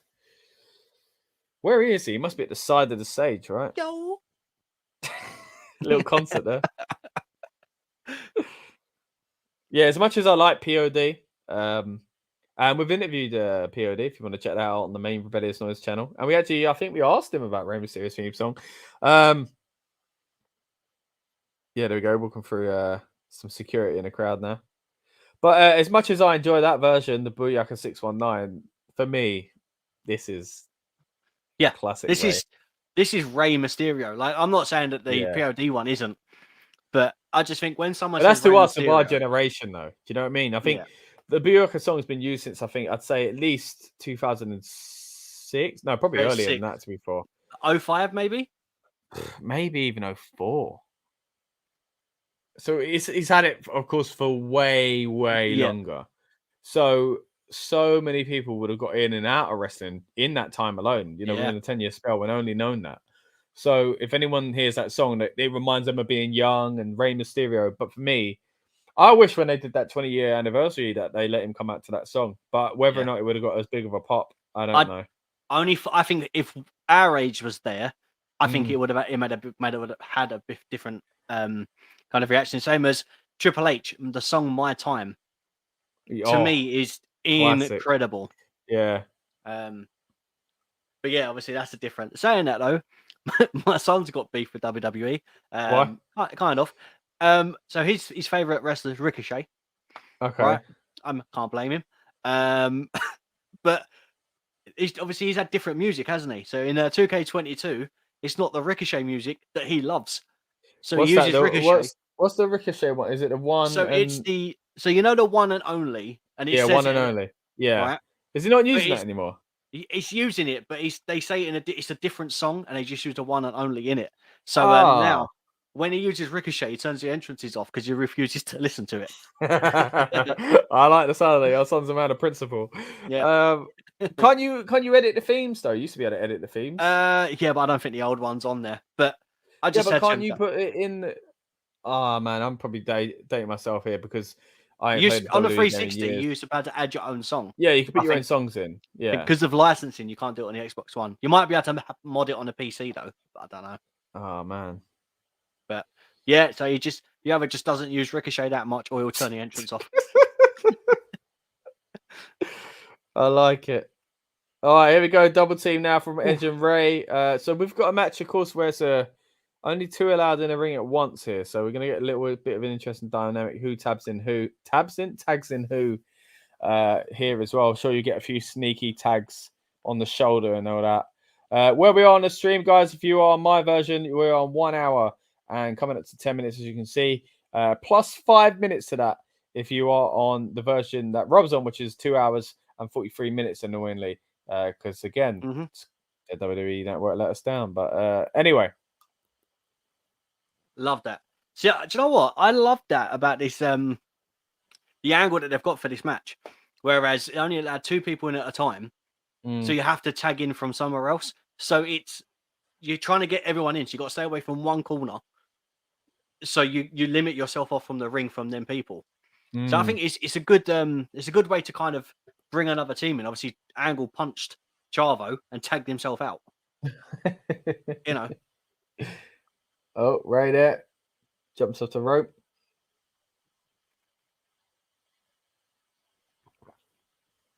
That's also not tight Mysterio, is it? It's baggy pants Mysterio. Baggy trousers. Which, to be fair, that run its course for me. So when he went back to tights, I really liked it. Because it reminded me of WCW Ray. Specific attire did you have from WCW Ray, or with or without the mask as well? Without the mask, to be fair, he wore the baggy ones as well, didn't he? Yeah, I've got to say, speaking of Ray's Animals, Ray was good. That's it, yeah. I got to say, Ray, his attires are usually fantastic. This has got to be one of the worst ones I've ever seen. It's horrible. It is, isn't it? Right? It's not just me. That is disgusting. That's up there with Shawn Michaels' brown pants, which is going to be on this show. Mate, if it weren't for Shawn's horrible pants, look, we're sounding like Americans now, tights. Then I'm sure Ray's would be looked up on as some of the worst. He kind of had a bit of a blessing in disguise there, having Shawn have a bigger boo-boo than him, because they are disgusting. The pattern is horrible. The colours are horrible. The colours that mix, the green on top of it are horrible. So other than doing Mullet Mania, I think we should have something for like just attire, and we need to Okay, yeah, debate like, about. yeah. Oh, what the shoulder tackle into that corner post there. But there's enough wrestlers that have worn real bad attire that Oof, could. ooh. Oh, that went wrong. Not great for commentary if you aren't actually watching the show, but basically Ray got thrown up onto the top rope and just kind of fell off it. But yeah, I'm happy to do that, mate. A tier list. We could do certain attires from certain events. We could do all about one person. We could do loads of Rey Mysterio. We could do looks for certain wrestlers Yeah. who don't just, because Ray's pretty much had similar stuff most of the time. But someone like, let's say, Triple H, who's kind of, he's had the pants era. He's Do you had, remember when he had like the longer pant? So, like, the one that went to shorts. like his fin, like his shins, his fins. He's not a fish. The ones that went to his fins. Right, okay. So if anyone's doing this late, you just said shins, and it wasn't. It was his thighs. Oh, it was his thighs. Yeah, that's why I went to say fins. I was like fins. If it was shins, it would have been pants. It would have been tights. Fin. That's why I said fin then. Thighs, shins, fins. Oh. But yes, it was his thighs. Oh my goodness. Right. Anyway, if anyone that's watching us live has lost their sync or has just joined us, or anyone on demand and wants to know where we are at the moment, we are on 1 hour 13, and as you can see, 40 seconds. That is if you've got the feed on the network like I do, that says it's 2 hours 38 and 53 seconds long. If yours has an extra 5 minutes on top of that, that's because of a performance that seems to have been scrubbed from my version, which Rob is watching on. So you'll basically be on this exact same timestamp, but 5 minutes ahead, pretty much. So yeah, what we're looking at right now, of course, is the SmackDown titles match. SmackDown tag titles match. It wasn't called that then, was it? It was probably called the WWE, and the other one was called the World, weren't they? So I believe so. Yeah. We've got Ray and Edge defending against Los Guerreros and Angle and Benoit. Good match so far. But yeah, if anyone loses sync, again, we'll kind of bring the clock up every now and then to bring you back in on the stream as well. Of course, we're doing classic pay-per-view watch-alongs here to kind of get us in the mood for this year's Survivor Series. So stick with us on this channel if you want to see our coverage for that as well. But we also do other classic pay-per-views here on the channel as well. So check those out. We've done SummerSlam 92, and we've also done SummerSlam 2002 and ECW One Night Stand. Of course, what we're doing today is Survivor Series 2002, and coming up very soon, we'll also be doing the most recent one of the lot, which is Survivor Series 2012. And it's going to be weird, man. I don't think I've ever watched back a pay-per-view from that era, really. Not a whole one anyway. No. So yeah, we'll talk about that in more detail. Yeah, it's just because, again, it feels so recent to me still. But hey, I'm sure it won't when 10 years ago. But it does I know feel when we watch it, well, it'll be different. But yeah, that's another stream today. Of course, it is all about 2002. It's been a good show so far. Rob, what are you thinking so far? Is this living up to your expectations? I mean, mine was pretty much that. I remember it was good for the main event, and I thought, I'm sure the rest of it was decent. But to me, this is a high quality pay-per-view so far. Yeah, it's delivered. There's nothing awful about it. Obviously, there's been a few things that have gone wrong that shouldn't have, like botches. Mysterio earlier just supposed to land on the turnbuckle. Yeah, Jeff's run against the side was a bit. Yeah, but then I guess I don't want to say it was a different era. But I think speed was a lot different then, as in terms of they would do one thing, instantly go to another thing. Nowadays, they're more tuned to, I guess, a quicker match. Okay, yeah. So I feel like those sort of things are different. Other than that, though, it's. I think I've enjoyed it so far. Yeah, it's been good. It's been really good. Yes. Still a few more matches to go, of course. Including the main event, which is going to be really exciting to see, because I'm not sure if I've ever watched that match back. I've seen clips of it back, but I don't think I've ever watched it back in full. So it'll be good to get to the Elimination Chamber here as well. But at the moment, of course, we've got this tag title match in the ring right now. We've got Ray and Kurt, who work so well together. Oh my gosh, a belly to a German even. He lands on his feet. But of course, when we did SummerSlam 2002, Rob, it opened up with a match between these two guys as well. Fantastic match that. Yeah. Yeah. Yeah, that was a solid match as well. Because I remember when we done that, and I was thinking, God, I can't remember who wins. And then when the way they displayed it with the false finishes and stuff, it really made you think one of them, whoever won, wasn't going to win, kind of thing. Obviously, I won't give a spoiler of those who haven't seen it or want to go back and get a reaction or watch along. But yeah, definitely. Edge with a hot tag, which is always nice to see. It's a bit strange when you think about it from Edge's point of view at this moment, right? So he's been broken up. He's broken up Edge and Christian. He thinks this is my time to shine and be kind of a solo competitor. And they put him in the tag team. Yeah. You know, and then you think about it, you know, we all look back and see because he worked with Christian as if it meant he was a solo star straight away. But he weren't. He had a bit of a spell like that. Of course, the feud with Christian. Then he has this. Then he has the title run with Hogan. I was about to say that. Yeah, that's strange, isn't it? Of all the people to have a titles run with, Hogan. I mean, I'm not saying it's a bad thing, but Hogan? It was a weird time. So Edge goes to the spear, drop toe hold into a... My goodness, what a move this is. A crossface ankle lock at the same time. Mate, why... As much as I like that, that should have been an instant tap. I'm sorry. Yeah. Mysterio gets involved quite quickly, to be fair, but... That's a good double team finish, you know? Yeah, what a move. Chavo pulls Kurt outside the ring here. I thought that was going to be a race spot here. Oh, lovely. Oh, corkscrew. A bit of corkscrew splash almost in the air. Over the top rope. Benoit and Edge in the ring now. Throws Edge into the turnbuckle. German. Oh, I forgot who the legal man is. I think it's the right people. I'm sure the ref will keep up for us. Oh my gosh. Oh! Wow. Okay. So we've got Guerrero. Okay.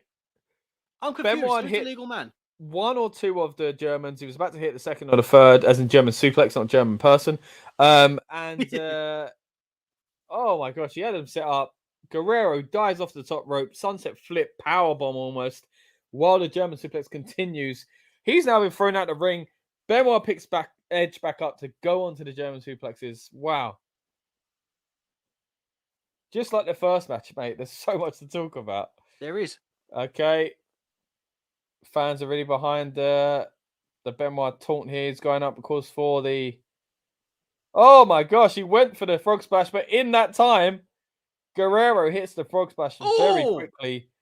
Benoit hits it after anyway to break up the pin. Angles in with the angle slam. Straps her down, ankle lock on Guerrero, and crossface on Edge. Ref's trying to stop Angle over here as well, so he must not be the legal man. But because of that distraction, Chavo's hit Benoit over the back with the title. Goes to hit Kurt, which kind of makes no sense. He throws it into Kurt's hand and runs out of the way. Oh, okay. Oh. So now Benoit thinks Angle did that to him. Oh! Mysterio knocks them both down. Again, I don't remember what happens here, but if I was predicting at the moment, I'd say Edge and... Or not? No, I'd say the Guerreros look most likely now. Edge going to I can't remember who the legal man is. It must be these two. Surely Eddie's going to steal it. Spear. 1, 2, 3. Okay, maybe not. I mean, there we go. Oh, it's elimination. Okay. Oh my goodness. Everything. Oh my gosh. Yeah, but then only 2 men were allowed in at a time. So if Eddie was getting the pinfalls, oh mate, I'm lost. And only one of them. Do you know what I mean? Only one of them technically should. Well, if it was Edge and Eddie that were still in, Benoit and Angle shouldn't be out anyway. No? Well, that's is that not right? Wait, Edge and Eddie were in the ring. What, legal? Are you saying? Yeah. But Benoit got eliminated. Or Kurt Angle. Yeah, one of them got eliminated. Yes, a bit. If he was not legal, then yeah. And he shouldn't have been eliminated. Hard to keep up. No idea. Well, regardless, I mean, I'm not against it. This team ain't gonna last, of course. Oh, in the ring though. Ooh.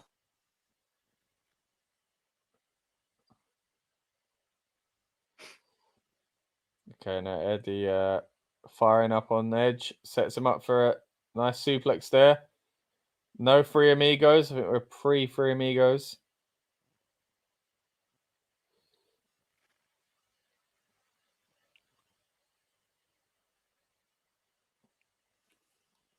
All right, let's bring up this timer again. So we're on 1 hour, 22, 32 seconds. If you are on the 2:38:53 stream, if you're on the stream that's 5 minutes longer than that, then add 5 minutes. At least it's handy and it's only 5 minutes, Rob. It's not like 5 minutes, 35 seconds. Make it even more confusing. Yeah. But my goodness, still quite annoyed at that. But hey.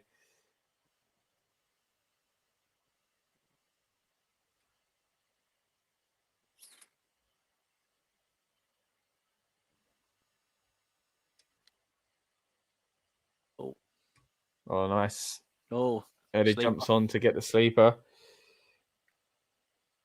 I always feel like Edge, when he dressed like this and was in this kind of gimmick and presentation, he looked a lot taller. Yeah. I don't know what it is.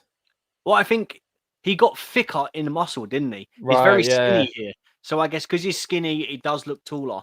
But then when he got thicker, he does look... And I think, has he got kick pads on at this moment in time? Has he? Yeah. He's got kick pads on. Oh, yeah.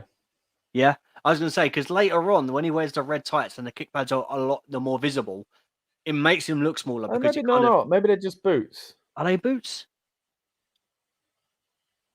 I don't know. They're either boots or... Yeah, I think they're just boots. Yeah. Because I was say, later on, he wears the kick pads, and because they make his legs look thicker, it kind of weirdly, it makes them look smaller. Yeah, I get him. It's shorter.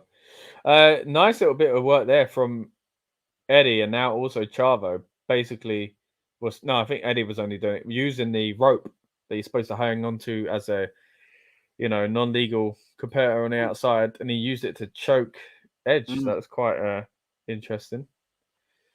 Ray's desperate to get in.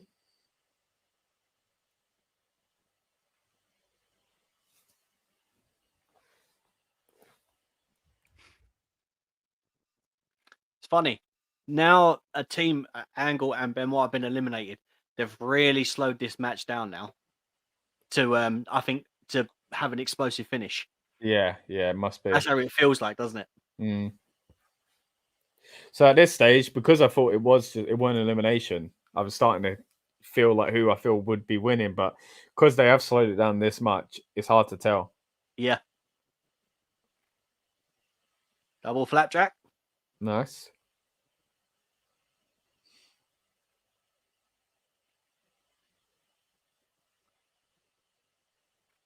I was going through some... I've never heard someone express it as hyenas. And it just hyena. I have no idea. Anyway, go on. Oh, the height from Mysterio there. You're right. Them pants are awful, aren't they? Oh, it's horrible, mate. I want him to lose. Oh, lovely. Can't even call it, mate. Ooh. Confusing. Great, great lucha work. What was that? Yeah. So I was watching. Oh, what a splash! Java right into it. Oh, a double spear into the corner there. Go on, you were watching what, mate? Eddie, when he was in the Lion Cheat, when he was the babyface, and he was trying to get further down the ring to make the tag, so he loosened the the rope that they have to hold. Oh, and he walked with it. And he walked with it. Yeah. I think I saw that recently. I can't remember what I saw it on. Chavo breaks up the pin. Oh. Going quite long, this one. He has. Oh. Awkward fall there by... Yeah. Chavo. That's the second time we've had an awkward fall in them ropes. Yeah. They look a bit stiffer, don't they? I don't know if it's just because of the colour, maybe. I always thought the black ropes look quite stiff. Oi!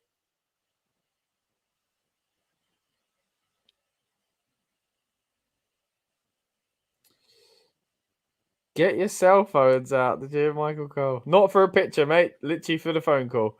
Dialing up, as they say. Getting ready to West Coast pop, but no. Hit over the back with the title by Chavo. Clever little spot there, even though it looked like Ray wasn't even the basement drop kick looking like he was going to jump on the rope, but... Lasso from El Paso. Is Ray gonna tap? Edge was. Oh wow! Oh, it's that. Wow. I was right. This is where Los Guerreros become champs. So after this, they start wearing the gear together. I think they wear that really nice green attire. And they get the we lie, we cheat, we steal. Yeah. I might grow out a mullet, you know. Yeah, Mullet Mania is coming back, baby. Yeah. Obviously, you can't see it in the mask, but yeah. I might have Mullets to get are in again. They're cool now. I mean, Logan Paul can rock one. So can Becky Lynch. Why can't I? There you go, mate. I mean, I've got better hair. I'm not gonna lie. Keep believing in yourself. Oh, my favorite Kane look. Oh, mate, we talk a lot about the way wrestlers look in their attires, don't we? Big part of it, though. Yeah, I love this as well. The half mask, the belts. In my opinion, he was scarier like that than when he was with full mask. I don't know. Christopher Nowinski, you know what's happening here, Rob? For a minute, I thought Bob Backlund was coming out. I just heard some music. Do you remember what this is? No. I'll let you find out.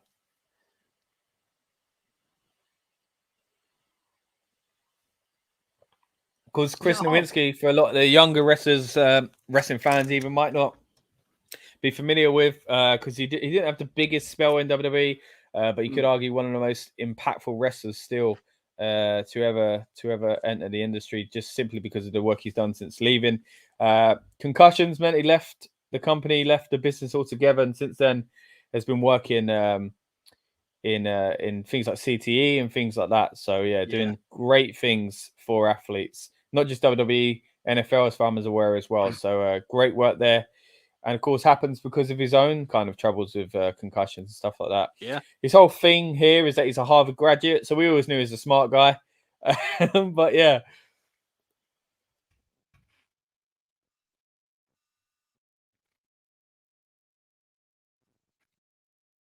This is a moment here, Rob. I'm surprised you haven't remembered what it is.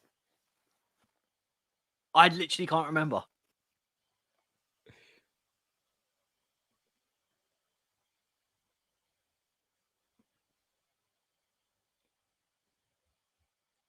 Book learning.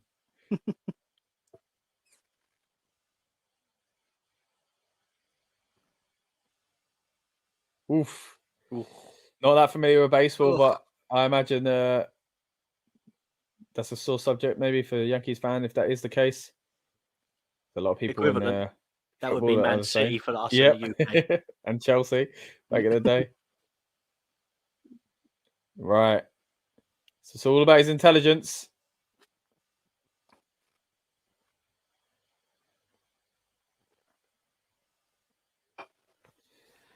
A nice chant from the fans there. Shut the F up.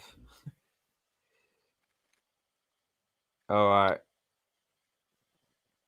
This isn't. Hold on. Oh, we got the Matt facts. Matt keeps the room temperature at a toasty 75 degrees.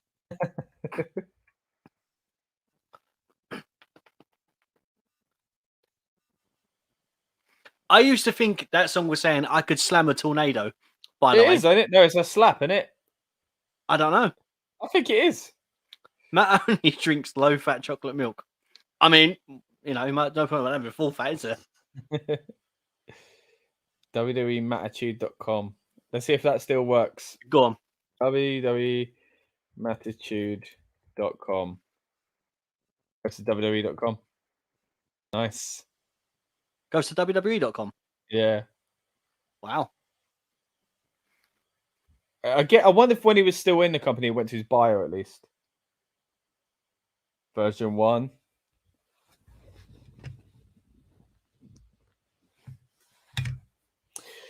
Matt sticking up for the New Yorkers. Nope. He does a 180 there. He's calling them losers.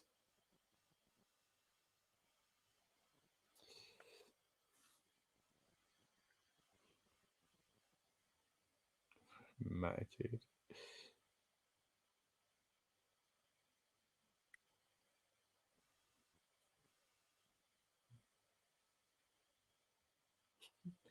Are they sucking them attitude out of you, Rob? No, not really. No, I'm all right. Another sports reference there from Matt Hardy.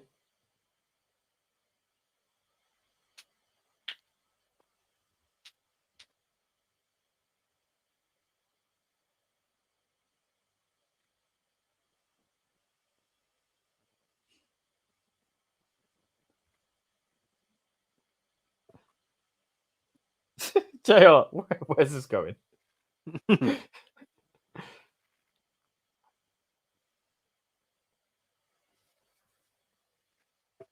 It's one up in each other now. Mm-hmm. Matt thinks they're losers. Nowinski thinks they're stupid. And they're arguing about it. But healing against each other.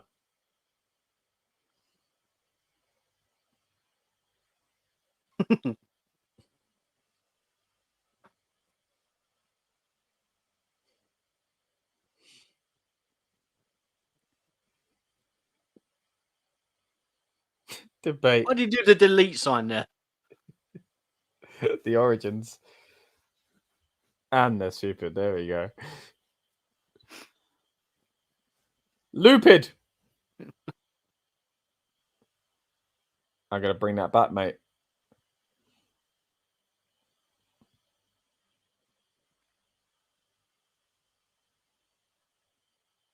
Oh, yeah. There we go.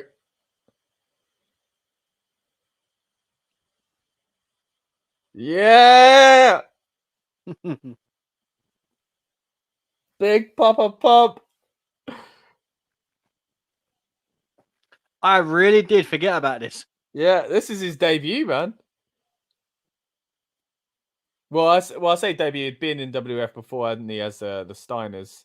Mm-hmm. But his solo debut, I guess you could say, his return.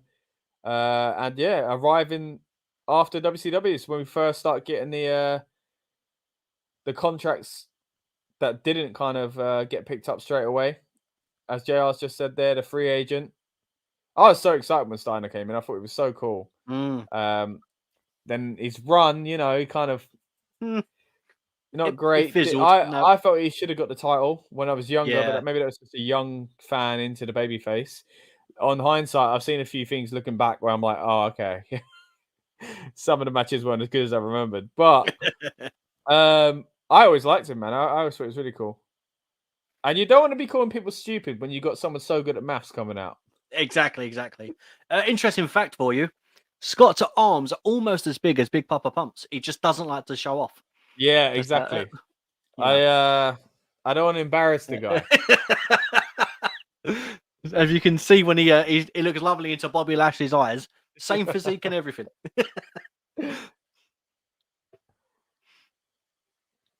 You got the Big Papa Bump, Scott Steiner, and then the little Wubba Wump, Scott Warren. It's going after both of them here. I always like Steiner's theme as well. It's so basic. Yeah. But I like it. And to this very day, if I hear a siren, I find it hard not to say hello if you hear me. One of those kind of sirens, the long looping ones at least. Which I mean, let's put a thing in now. If you're a fan of Steiner, or the Steiner brothers, or at least, then an NXT champion, Brom, is doing a fantastic job. Did you see the thing that he done for with the attire that he wore? And it was exactly the same as, I can't remember who it was. It may be Rick Steiner's, or it might have been Scott Steiner's, and he done the same attire, same look, and all that. Oh wow! They should give him the Steiner name, man. I think if he does, but then I don't know what would you call him? Bron Steiner. Bron Steiner, yeah. What's his real name? I don't know. Like, I have no idea. Oh, Bron Steiner is his name. Is that his name? Yeah, Bronson. Yeah. Rex Steiner, innit? Because they're not really called Steiner. Oh, it's also, speaking of chest tattoos, it's before Steiner's, of course. Yeah. Hello, if you hear me. If you hear me. Man, people are excited to see Scott Steiner.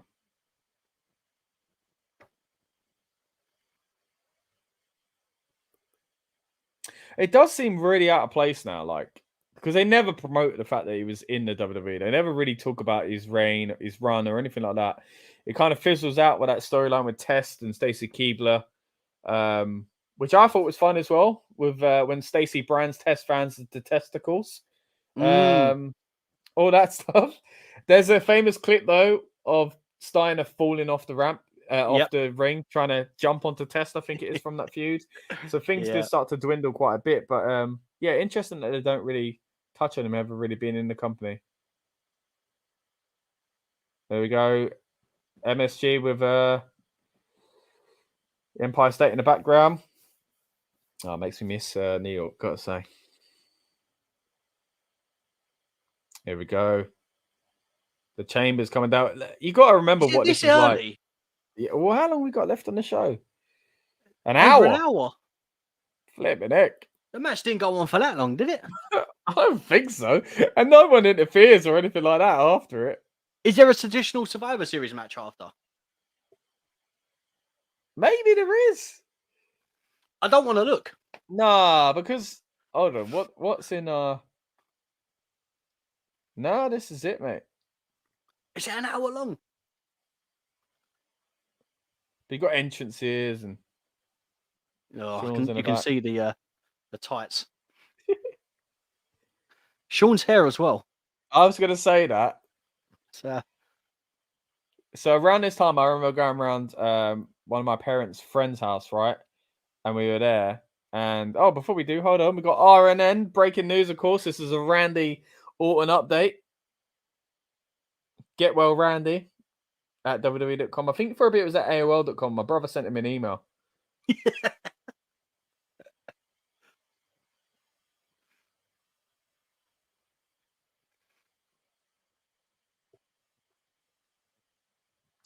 His voice sounds weird.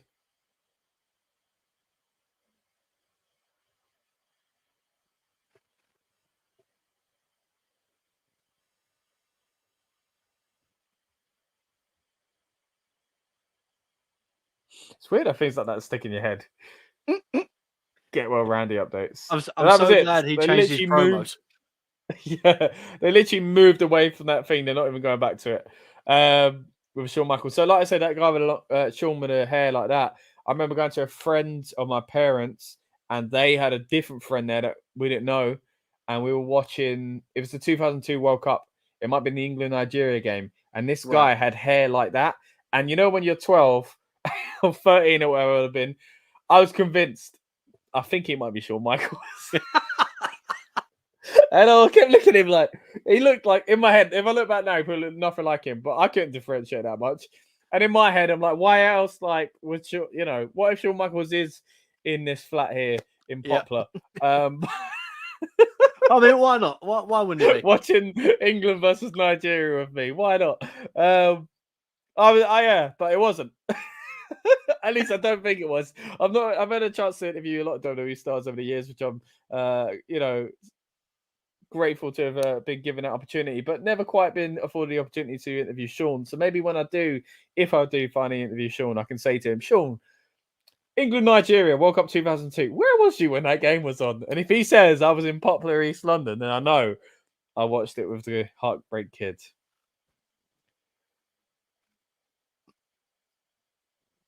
Right, great promo video here.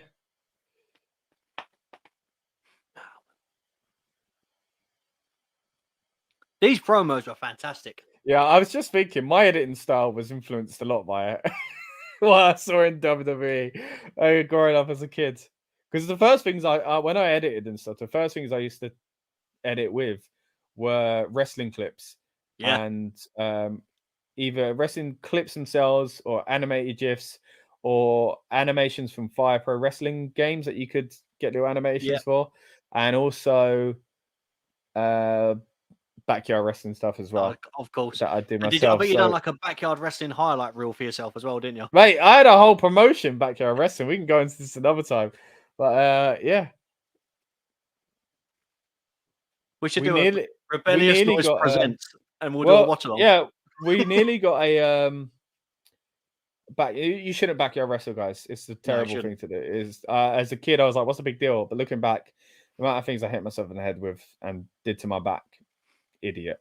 It was fun though, but yeah, but we nearly had a TV documentary made about us. So yeah, really, but that's a story for another time. Yeah, so we're doing all right as a backyard fed at the time. Wait, can it still be found online? No, what the actual? Yeah. There you can still watch videos. Oh, I'm intrigued. We need to. I think we should do a watch along. Well, I did a video before where a few of us about 5 years ago on my own channel, which I haven't really used before much. Yeah, we watched old clips of ourselves. So it was like we watched stuff from 2006 and we filmed it in 2016, us reacting to it.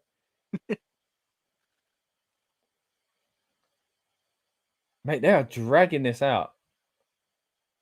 Yeah. I hate this version of Triple H, no beard. Do you? Yeah, I hate it. I think he needs a beard. I don't mind him with a beard, like just a normal one. But you know when he done that weird one, when it like Kenny Omega has now. Oh yeah, the handlebar into there. I hate it. Yeah, I don't like that either. That's because of Motorhead, isn't it? Lemmy. It's got to be. Yeah.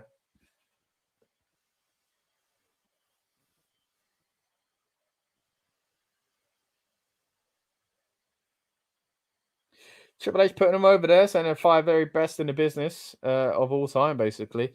So what we got backstage, Jonathan Coachman talking to Triple H. We did have Ric Flair with him as well, right? Yeah, he's next to him on his before. right. Just been cropped out now.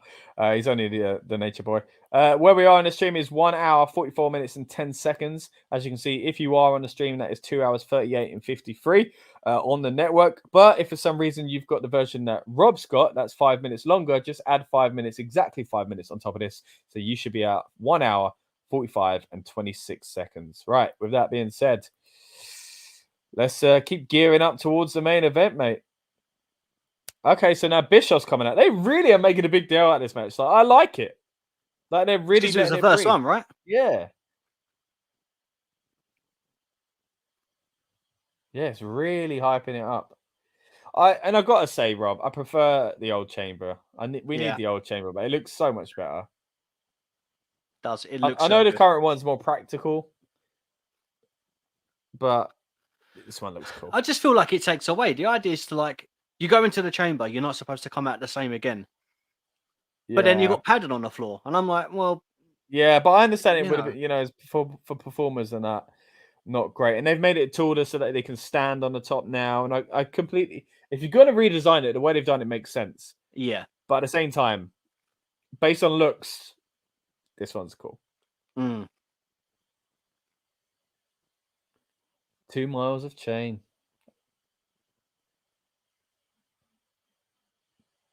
10 tons of solid steel.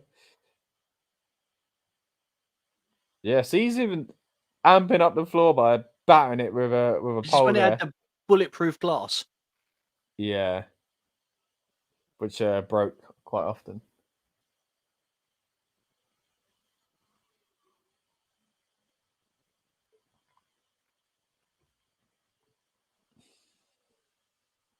It's so weird. Yeah, of course you have to explain everything. And yeah, they have to get Bischoff to do it because the commentators could only do it to us, and it's a lot to explain for the first time, to be fair. It would have been funny if his mic was quieter there because he was inside the glass. But yeah, interesting. Bulletproof. Interesting hearing him kind of having to explain it to the fans and the audience as well. Yeah.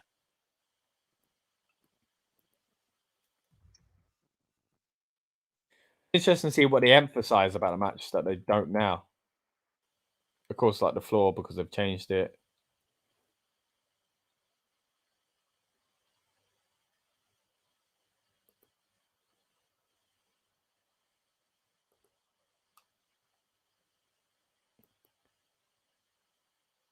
Okay, so pinfall submission. I'm acting like he's explaining it to me for the first time. Of course, we've seen many chamber matches since then. But yeah, interesting either way to look at the rules for the chamber match and see how they've been presented to a new fan base. And I do remember what it was like as a kid being so excited about this match. I think it's one of the few that really kind of took off. You know, you think about other ones they've tried since then. Punjabi prison match, for example. Oh, don't You get me know, started. Championship Scramble, which I think was a fantastic one of my favourite idea, ones. but they never really did it after that year. Oh, Howard Finkel, man, what a voice! Okay, so Jericho's entering first. Is this isn't the ball, is it? Jericho's and he has the ball going through. Is that later? It is this one. Yeah, this one. We're Oh, walking. You like this one, do you? it's my favourite one. Oh wait, this is different. So this is Saliva as well, isn't it? Oh wow!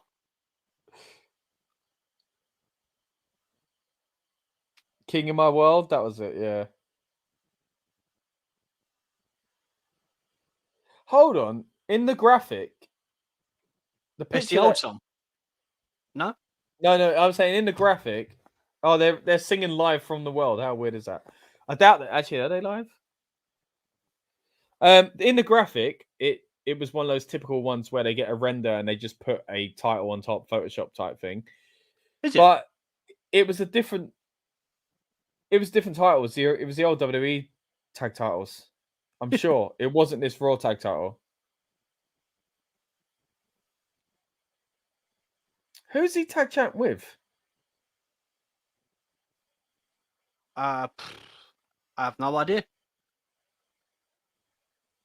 Would it be someone like Christian? It could be. Let's have a look. Chris Jericho.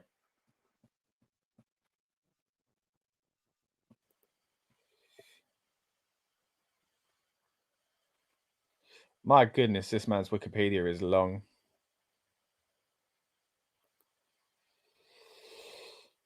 All right.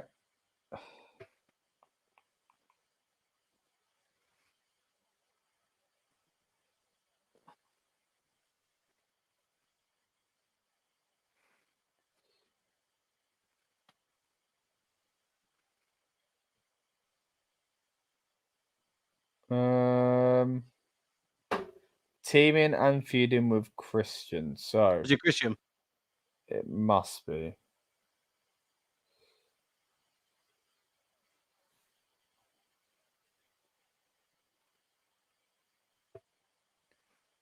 Yeah, he beat Kane and the Hurricane on October the 14th episode of Raw. Eventually, they would lose these titles to Booker T and Goldust in a fatal four-way elimination match, which also had the Dudley Boyz. Guessing by then it might be Devon and Bubba, considering what we saw earlier, and Regal and Lance Storm. I guess that's from the Un-Americans, as we saw a little while ago, and that was at Armageddon. So the next pay-per-view, I imagine, because that used to be the last one of the year, didn't it? So yeah, it did. Here we go, Booker T. Could you ever do the spinner, Rooney? Did you have it in the system? I could do the spinner, Rooney. Could you still do it now? Ah, not anymore. The Scott of Rooney, as it should be. Yeah. Hence.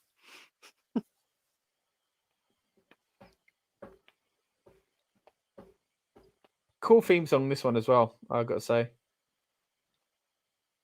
Oh, still used the pyro.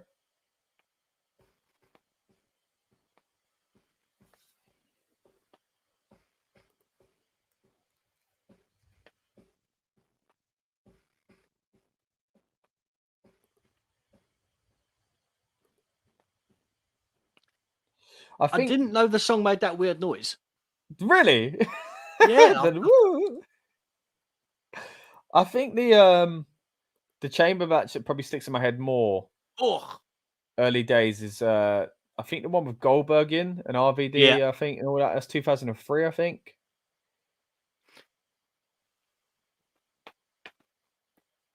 I tell you what, this is my favourite look for Kane. Yeah. Right? But the Finger 7 version of his song with the lyrics, amazing. That is probably one of my favourite songs. Oh, yeah. Oh, wait, I think it's Finger 11. Not 7. Did I say, what did I say? Finger 7? 7. Finger 11.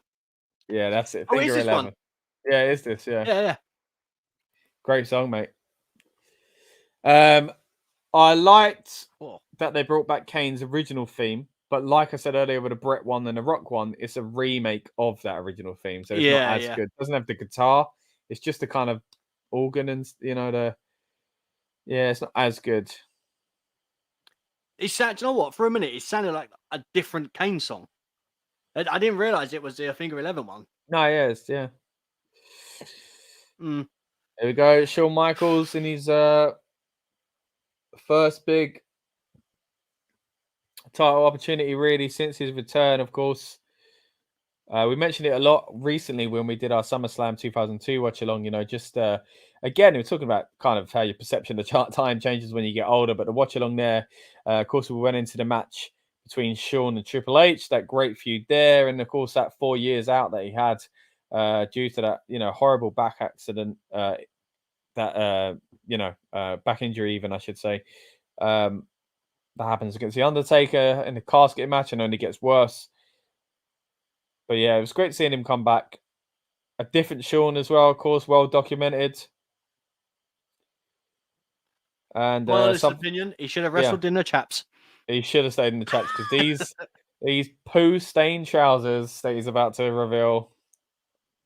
I don't even get why he has these, because the whole thing was that he couldn't get the gear he actually wanted, right? But it's still his gear. It's still got no, or is it? What is it? It's got 2 H's on the sides. Like, what are we looking at here? Like, what's in the middle? So don't say HBK. Is it an old Triple H? What is that middle bit? Weirdly, I don't want to be staring at his ass, but I need to see it. I know. Show me your butt. It's a heart broken. So why has he just got H's on either side? Oh, BK was probably down the leg. HBK, it's got to be. BK. Okay, so he's just got some random trousers. Oh, it's a one-of-a-kind theme song. I always liked his original as well, I've got to say. The slower version. Bit heavier as well. Without lyrics. But yeah, so what he's got is, as a lot of them wear, it's not just pants, they wear tights even. They wear the tights. Look at the South Park character there of RVD. They were massive on the internet back in the early days. In the early 2000s. So they wear tights and then they wear little basically trunks on top of the tights, which is, I know Shawn Michaels definitely did that, but a few of them wore it like that. So that's what Shawn's lost. He's lost the tights, so he's just got random brown tights. But either way, that means he was going to wear the same sort of thing, but with BK down there, which would have still not been a good choice, Shawn. They're still not that nice. Essentially, what they're doing is pretending that they're Superman from the waist down. Why Superman? Because he wears his pants over his tights. Oh, right. Yeah. There we go. Yeah, of course. Now, what really confuses me is they must be wearing something underneath, right? Like underwear of some sort. Yeah, so he's got 3 layers on. Yeah, so why didn't you just have the tights, the pants that you would wear over the tights? Yeah, I don't get why on you the tights and then put the pants underneath. Yeah, but you wouldn't need design on them either. I don't know why. No, exactly. Just wear a normal pair of pants. Yeah, I don't know. I mean, I know a lot of them used to wear thongs, didn't they? Like sort of like, and to accentuate their buttocks. Because especially Shawn, I remember times when someone pulled his trousers and his butt hung out, and it's basically sort of like a thong anyway, jockstrap sort of thing. Like, but like you, I don't get why they can't just wear the tights, and why you need to put something. Maybe it's easier. Maybe it's less restricted, but then you're still wearing them, so I don't get it. Yeah, I don't know. That was a strange pose of Triple H. His arms are pretty much up rather than out. Yeah. What did he say? It's my what? My effing something. World, maybe? Time? But yeah, Shawn's tights. I don't know what you think. The thing that confuses me is if you knew you weren't getting them at the time frame, Why didn't you just wear an old pair? It's not like he didn't have any gear. He's not a rookie. I think he lost them on the way. Yeah, but or something like that. But so, and of course, he's basically so he only had the pant trunky part, and he had to then get the base underneath. So we just got a plain brown one to match his thing. But yeah, that doesn't excuse it, mate. Because the main part on top looks horrible as well. The brown looks horrible. However, he did transition into kind of like baggy ones, didn't he? Yeah, which I also don't like. And they look like chaps. I liked them. I don't like them. No? I prefer, for me, Sean's got to wear the ones with the hearts. Tights with the hearts. With the like the biker style boots. Yeah. 1995 Shawn Michaels. Yeah.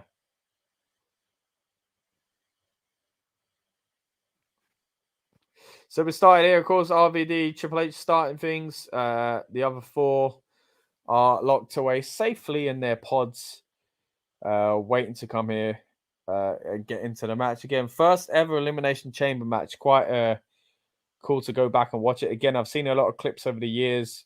Of course, I watched it at a time, but I mean, rewatching it wise, I haven't watched the whole match. I don't think since it happened. So this will be interesting to see how it flows, how they work with the environment and stuff like that. I mean, there we go. Talking of which, backdrop there from Van Dam to Triple H onto the steel on the outside, which doesn't look like it has much give.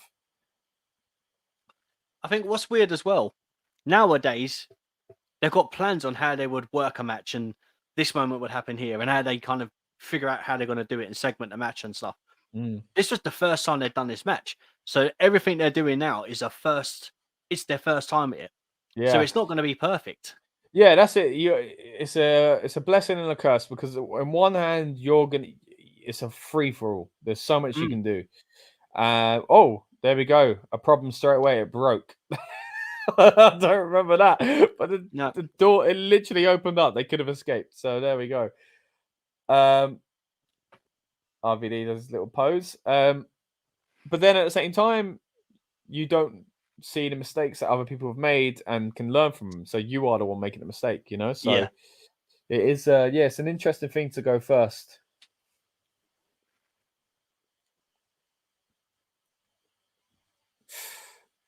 Monkey flip there. Oh, that's going to hurt both of them. Yeah. Even Van Dam doing that bit where he's stepping back and rolling was quite slow because of it. Rolling Thunder. The funny thing is, when he first threw Triple H out there, he looked as if he was about to do the Rolling Thunder, and then he did it. Yeah. Triple H, of course, busted open already. The cameraman is loving a bit of Shawn Michaels. Not showing anyone else's reactions. You could say it's because they're right next to Shawn, but they're also right next to Kane.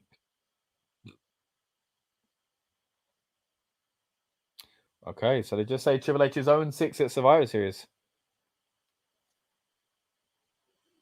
I find it really strange that we didn't get like a traditional Survivor Series match. Yeah.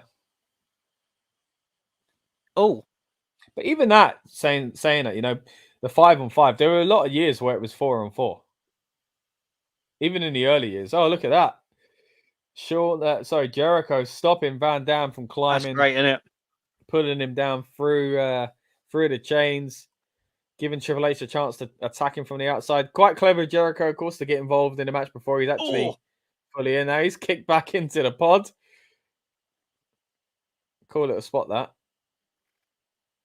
Is this the one where Van Dam does the frog splash off the top of it? Maybe. Or was that in 2003? I can't remember.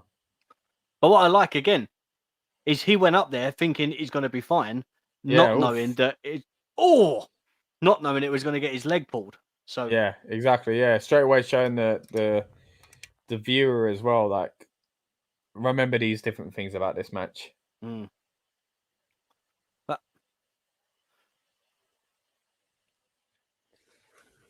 So basically, a little flip there, caused himself a bit of pain, I'm sure. There's been a lot of time on the outside. Yeah, well, yeah. And it's weird. At this time, there wasn't a rule about where you got pinned either. you could be pinned on the outside, right? Yeah. Now you have to be pinned inside the ring. Yeah. I remember that specifically because of the old games on PS2. Yeah. How did he get busted open, Triple H? I mean, I'm sure he bladed, but storyline wise. I don't know. I feel like Attitude Era Triple H is a bit like John Moxley now. You have to sneeze and he starts bleeding. I guess it was like going into the chain on the side. It was probably that across. To be fair, you got to put it across early. There we go. Countdown. Someone's about to come out. Who's it going to be? That's a weird sound effect. I was enjoying that. I could have played that a bit longer. I was in my element then. Oh, we're about to kick off with some glow sticks. And I don't mean the DX kind. Right. Van Dam versus Jericho now. Nice little matchup. Lovely moonsault there from Van Dam. Is that El Hebner, the ref? Yeah. That looks like him.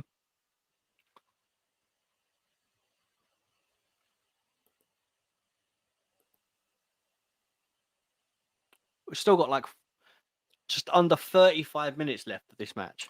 It's a long time. I guess the thinking was that by the time all of them get in, the match maybe feels like it's really started. Kind of like a War Games, to be fair. Yeah. Which is why they are so long, to be fair. I know Lucas is a big kind of issue of how long they are, but we'll get into that, I'm sure, when we do cover Survivor Series this year. But I think that's probably why. Oh, lovely there. Van Dam kind of jumping, missing Jericho, but landing on it and on the cage on the outside. But yeah, it's again quite interesting just seeing the different ways that they use it early on. Yeah. Triple H is out of it. Spider-Man, yeah. Okay, so again, bring up the timer just so you know where we are. If you've lost sync or if you're joining us late on demand, we are at 2 hours, 4 minutes and 11 seconds. If you are on the stream, that's 2 hours, 38:53. That's where you should be at. If you're on the one that's 5 minutes slower than that, well, it's 5 minutes longer than that, I should say, because of the extra performance, then you should be 5 minutes on top of what we're seeing here on screen. So leave this on screen just for a little bit longer, just in case you do need to align yourself. But again, if you're on the 2:38 stream, you should be lined up with this. If you're on the stream that is longer, add 5 minutes to it. Shout out to online-stopwatch.com as well, of course, for giving us a hand when our original plan backfired on us. All right, so there we go. So it should be 2:10 if you're on Rob's timer. You're on mine, 2:05. Annoying, really, but hey, we'll try and iron this out next time. Like you said, right at the start, I was like, mine's 2 hours and 40 something. And for the life of it, I was just thinking it must be something at the end. There's an extra interview. There's yeah, exactly. I didn't think there'd be a bloody 5-minute song by Saliva. There's a lot of saliva on this, of course. Yeah. Was Jericho just doing a crotch chop to Shawn? Was this at the point where had Jericho been champion by now? Yeah, because he won it the year before, didn't he? That was Rock and Austin, wasn't it? Yeah. Yeah. So this is about 11 months after. So I'm just trying to think of. So did he have Stephanie on his side by then? He had, hasn't he? Yeah, that's been and gone. Yeah. But I was just trying to think how he is now with Triple H. Obviously, they're working to go against RVD. I wondered how recently. Yeah, there haven't been. Yeah, not much has been going on between them. I think Triple H is, of course, well, different part of the card. Really, Jericho ain't been around this title for a while at this point. I don't think, because that's why he's in the tag title picture, of course. Oh, looks very painful, that, doesn't it?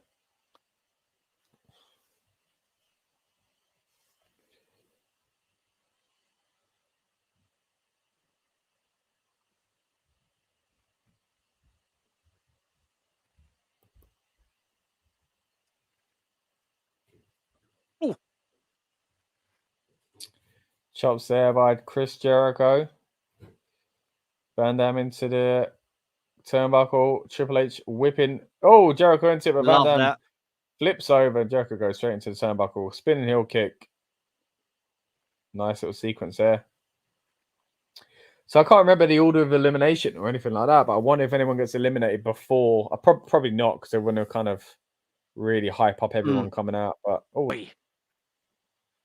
yeah, they probably want to kind of really amp up the rules of getting people out rather than confusing people by the eliminations before someone enters.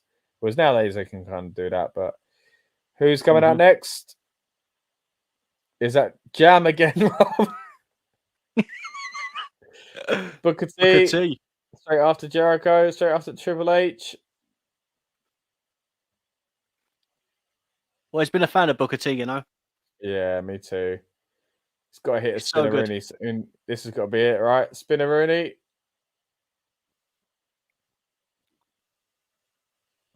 There we go. Spinneroonie. Chamber-Rooney. Was that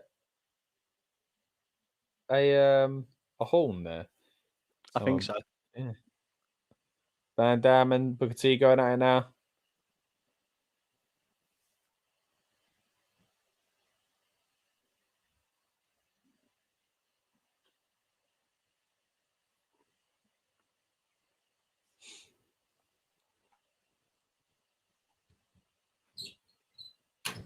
So they're at least trying to acknowledge that you could get eliminated before everyone's in it. Poor Van Dam, though. I mean, he had to start with Triple H, then got battered by him and Jericho. He's the only one that he needs the rest. He should have been Jericho. He does, yeah.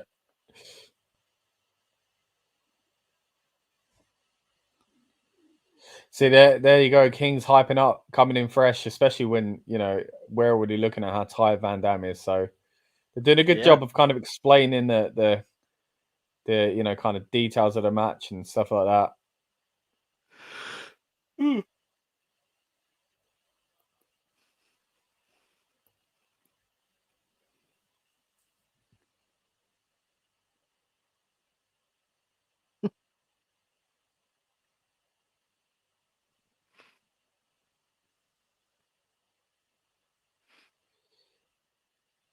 You do hardly ever see. I know we still have like main event matches in the chamber and stuff like that, but you do hardly ever see like new match types. I mean, they're trying it this year with War Games. Okay, so it'll be new to a lot of people on the roster, who weren't in NXT at the time, and of course, definitely weren't around for WCW. So that's going to be an interesting thing to see. But I find in the past few years with the chamber and the Money in the Bank and stuff like that, there's always a few that aren't quite the same, like tier. There's always someone in there that's a mid carder, it feels like.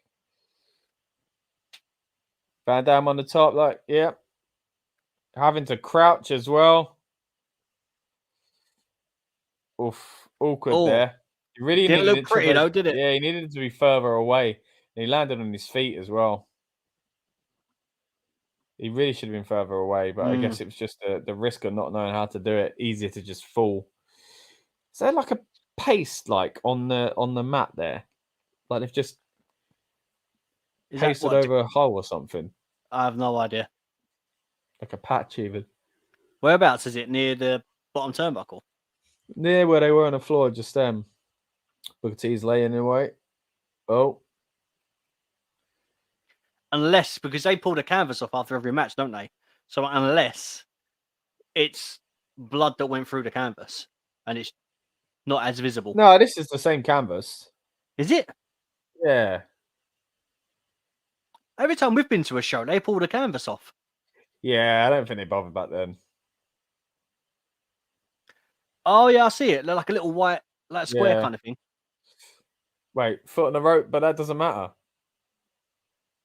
Why would that matter? I have no idea. You can't DQ in a multi-person match. Unless you're disqualified, so you get eliminated for not listening. I don't know. That's always a confusing thing, ain't it? What's happened with RVD? He's going out in the match. Oh, it's his leg. Oh, that chop. What, is he injured? Yeah, his knee. I don't remember that. I don't. I also thought that splash happened later on in the match. Yeah. I don't remember that. Oh, that was a Alabama Slam. rough Alabama Slam. You think they would have just pinned Van Dam because this kind of doesn't help the match type. Of course, you know, especially these days, they wouldn't care. They'd be like, just get him out there, get him safe. But I'm Yeah. surprised they didn't just kind of get Back someone to pin then, him. yeah. Especially when you're trying to solidify a match type. Because Bischoff literally said the only way to get out is if you. They could argue submitted by saying, I don't want to be in a match anymore. But here we go. Nice little jam again, Rob. Who is it? Cade? Yep. Yeah.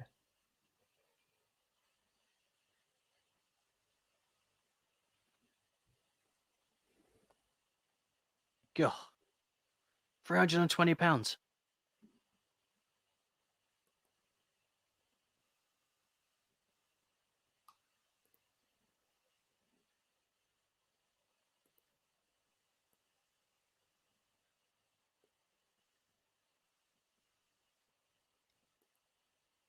Do you know what? I would say on a limb with the Braun Strowman stuff that we were talking about. It's great, but Kane has got to be one of the best big men to enter the business, right? Yeah. Yeah. Him, Taker. Yeah. Oh. Yeah. I guess this depends how you define big man because they're still a very different big man to Yokozuna, Big Show. Oh my goodness. Oh. There we go. Jericho thrown through the bulletproof glass by Kane. But either way, hey, I'm not trying to downplay the spot. I'm just joking about the bulletproof claim. But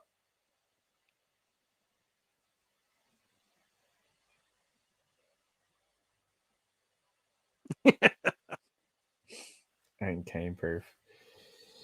Is Jericho busted open after this? Probably. That Triple way H he's is the laying classic down. spot falling on the floor. Yeah, he must be.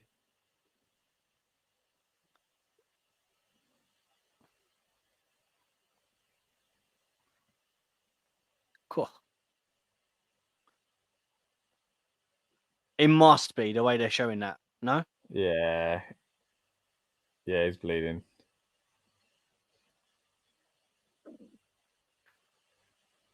Cool. Oh, who pulled it? Who pulled him back there? It's Jericho. It's Jericho. Booker getting eliminated first, is it? It wasn't one of his best choke slams either, was it? Nah, it weren't.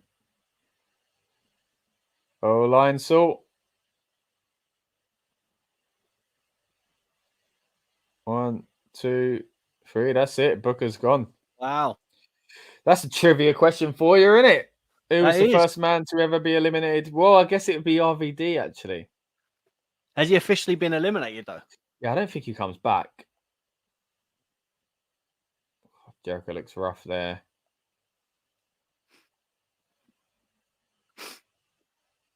Don't cry, mate.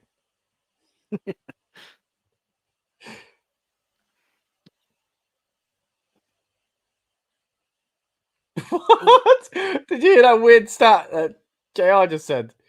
That Kane has the opportunity to become the first masked man to win the world title. What? I mean, listen, it's a statistic. Oh yeah, I don't know if it is though, because if they're running on the legacy of the WCW title, then no, Vader was the WCW champ, was he not, wearing a mask? And True. if they're not running on that and they're only going on the world heavyweight lineage, because I know it does kind of change every now and then how WWE see it, then this is only a title that's been around for a few months, so that's not much of a stat either. Flair wouldn't even be that many title reigns in, because they include the WCW run. Yeah, well, it depends how they're counting it. But yeah, if you're saying first ever masked, it's a new title. It'll also be the first ever person maybe wearing red. It's a new title. What are you talking about? Let's have a look. Here's a good point. When Vader was Vader the WCW champ? I'm sure he was. It's time. Yeah, Vader was there great he is, wearing his mask as well. Ooh. I thought it was James Hetfield then. What was that? Metallica action.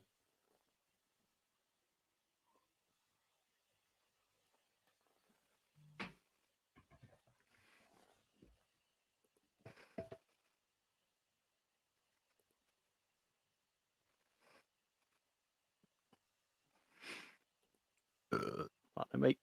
Lovely. I generally forgot. I was like, oh, I'm just watching it with Scott.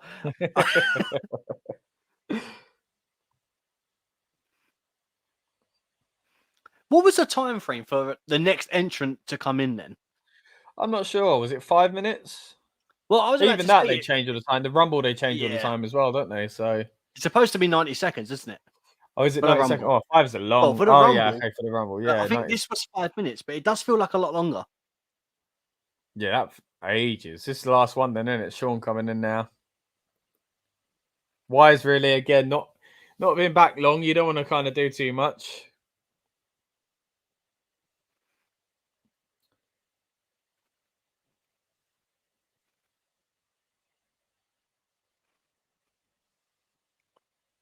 Sean's on fire early on. This is, of course, before the Sean and Jericho feud. Classic that happens at 2008. The next. No, the first one. The first Oh, one. right. Yeah. Okay. Yeah, the first one, 2003, and then in 2008, which is is way more famous. Don't get me wrong. Yeah. Who was the champion in the 2008 one? Because they took the title off them and added it to. Was it the Jericho? Because they felt like it needed a title. Which, I mean, I don't think it it was did, just but- Jericho. I don't think Sean ever got the title again after this, did he? I don't think so. Oh, Let's have a look.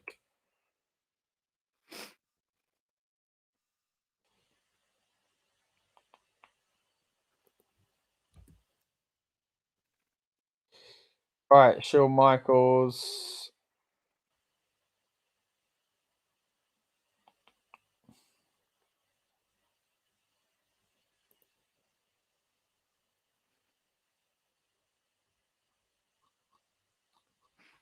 there's something Right. very satisfying about Kane doing a chokeslam and just swinging his arm. I don't know what it is. It's after that chokeslam.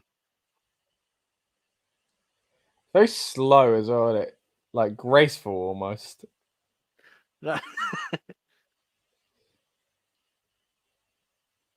I was a huge fan of Kane, you know.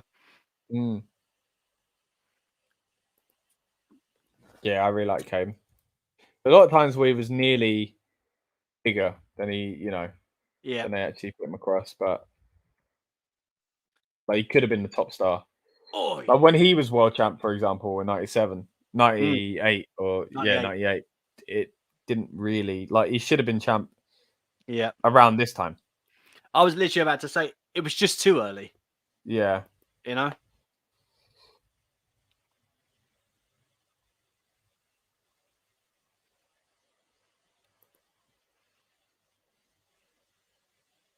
Oy. Kane eliminated. Yeah. I appreciate, though, that it took a super kick, a pedigree, and then the lion salt. Yeah. You got to make him still look strong. JR rightly just said at the same time as me, which was weird. So last time Sean held the WWE title was in his original run. So he never held it when he come back. Let's have a look at the World Heavyweight Championship.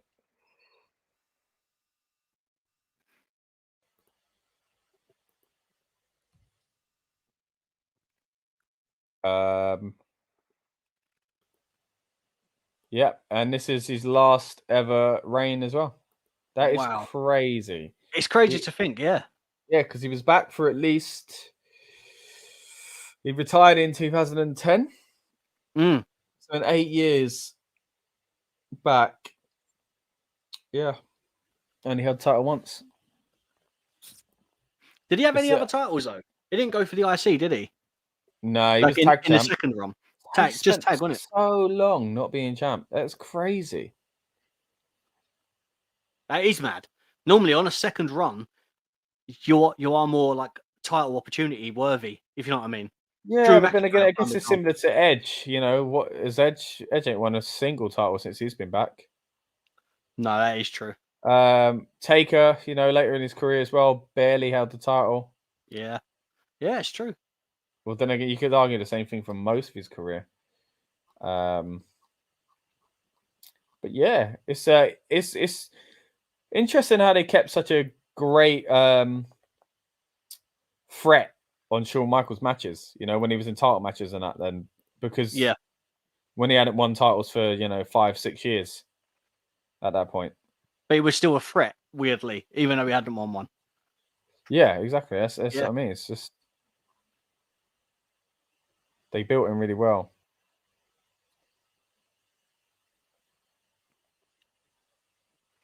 I mean, we've had the discussion kind of off and on the pod, but Shawn has got to be on one of your guys on the Mount Rushmore of wrestling, surely. Yeah, I think so. It always kind of there's a lot of criteria, isn't it? You could do a in ring, you could do total, Promo. complete package. You could do promo. You could do most popular. You could do most influential.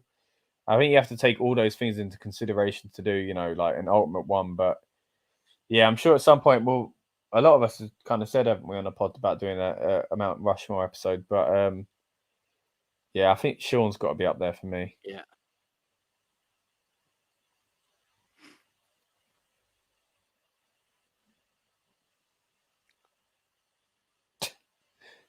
Come on, Shawn Michaels, says Jericho. You're hearing a lot of people yelling at ringside. Yeah. Way more than usual. Usually you can't hear like single people like that. I wonder if it was difficult for people to see. Especially, not as many because it feels screens very back then. high up, doesn't it? It's like you're looking up as opposed to looking straight on. Yeah, but it is the same level. The ring hasn't moved. But I mean, I don't know then. But looking, I mean, the chains and stuff like that. Oh, maybe. See, the chains now are so stiff and rigid. Yeah. Yeah, it's true. I prefer these chains though, because it's like the other ones haven't. They're just hard. These ones have got. They seem worse, but this is probably worse because it's so unpredictable the way you land on it. Your arm could get caught and Shawn falling onto the steel there. They're all bleeding, of course.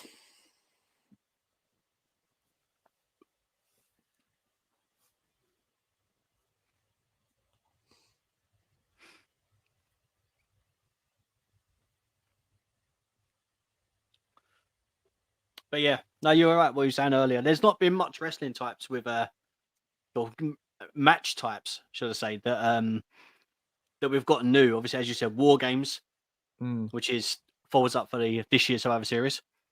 That's gonna be weird seeing the two rings for the entire show. It's always strange anyway watching it on NXT and back in the day with WCW. But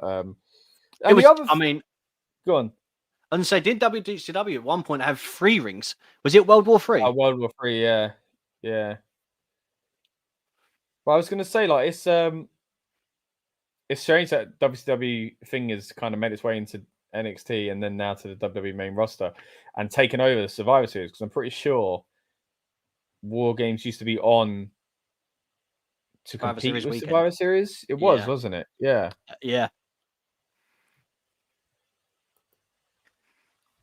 Hello. Obviously, I know we're going to do predictions at some point. Yeah. But I don't know if you've seen it on Twitter, but they're saying. Means kick out. They're saying because there isn't much footage of War Games from Raw and SmackDown, and there's loads from NXT. I reckon they're going to do a lot of high impact movements. It's going to be all the matches are going to be mad chaos. Yeah, probably be a big because one. Because they need the package video. Yeah. I felt similarly actually with WrestleMania 25, because of WrestleMania 20 being a crowning moment of Guerrero and Benoit, that famous thing. By 25, I felt like they'd need to make new kind of promotional big things. 25 weren't as big, other than the Undertaker and Shawn. It's not something that gets replayed a lot, to be fair. Was that their first match? That was their first one, wasn't it? Yeah. Or the second? Yeah. First one, yeah. The next year, 26 is the second when Shawn retires. And it was Triple H straight after, wasn't it, for 2? Yeah, 2 years, yeah. That was a good run, That build up and Really Their good. final match inside the Hell in a Cell was fantastic. Oh, end of an era. Mm-hmm. Yeah. That's up there with obviously Taker throwing Mankind off. Obviously, one of them. Bad Blood 97. Yeah, it's one of the up better there. ones. Especially Sean's panic when he realised he gets involved and he probably shouldn't have because Taker kicks out. You know that bit. I love that. His shock when he cowers in the corner. Anyway, back to this match though. Jericho's got the Walls of Jericho on Triple H. Even this, I don't remember he pins. I imagine it's Triple H because of the history between them.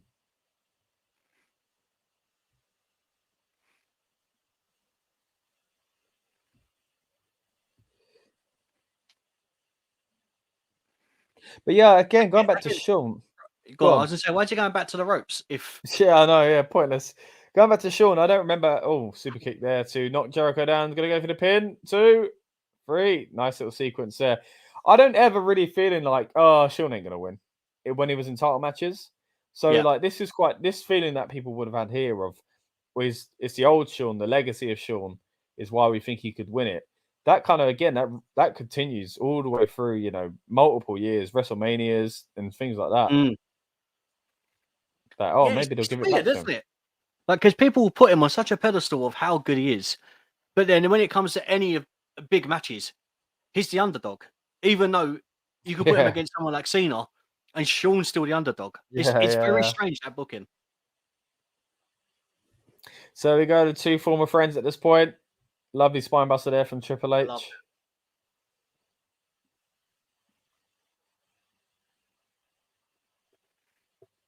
See, I love that little kind of details in the commentary there from JR that it would hurt your kidneys, you know, not just like, oh, you're back, you know, like.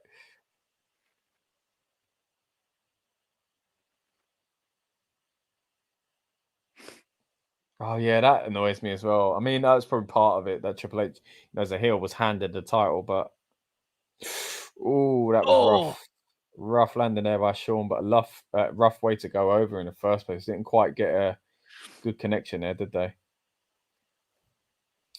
All right, let's bring up. This is where we are in the stream at the moment. Mm-hmm. Going what, the ending? Yeah, I'm trying to think. Is it the one with Goldberg with the sledgehammer? It is, isn't it? That's when Evolution's more built up, right? What are you talking about?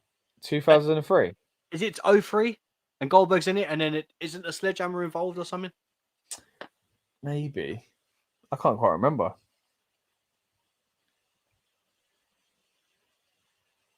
Because I always get that one and this one confused with who's ending it and what the way the big finish is. Well, it ain't Goldberg. Oh no, I can't remember if. through the glass. Probably a bad idea to do 2 of those spots, really, when you think about it. Yeah. In the first one, because it kind of devalues it straight away. The Goldberg one, then, but Goldberg comes in 2003. So is it a Survivor Series again, or does it move to No Way Out straight away? And is it 2004? I really can't remember. Let's have a look. Elimination Chamber as a match type. Right, quite. Just see a Google image. That's the biggest issue, you know, because we've had it as such as a normal pay-per-view. When you try and think back to when the first one was, it wasn't its own pay-per-view. It was on Survivor Series, and I think having it as a pay-per-view is taken away from the iconic moment of what that match is. Yeah, definitely. Same thing with Hell in a Cell. Yeah. Right.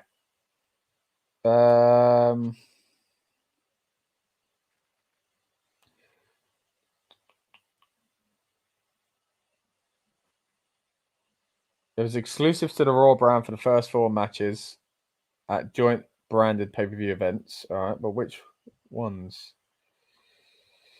Okay, here we go. So next one was at SummerSlam 2003. Wow. Then it was at New Year's Revolution in 2005.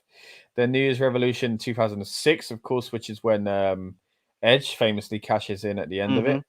Then we get the December to Dismember ECW one. Then it becomes and then it becomes a SmackDown ECW kind of link where we have 2 of them actually. That's the SmackDown ECW match for the world title at WrestleMania. Oh, sorry, for a world championship match even. Mhm.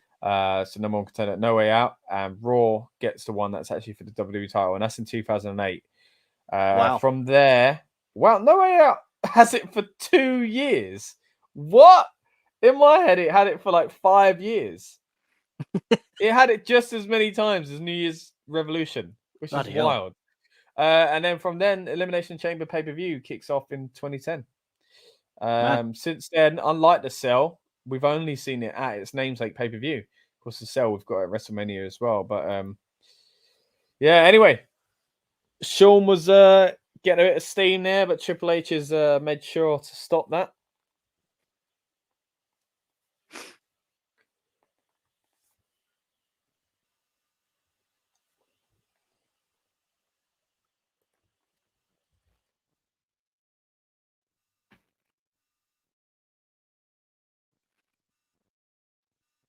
Oh, what's it?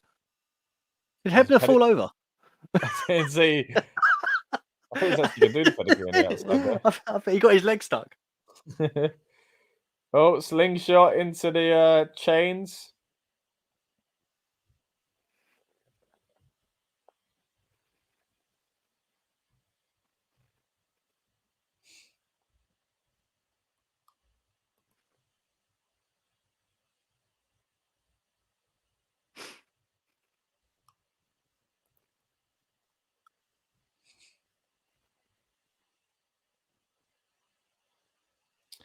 Okay, so Shaw now knocks Triple H back into the ring. I feel like the pacing's been a bit of a strange one on this one because it does seem to slow down quite a bit here, but you could argue that it's, sometimes you do get that with the two final competitors and there is a story between the two as well. But considering we've got a little bit to go on this show, I don't remember 5 minutes of fireworks. Shaw's now going up to the very top.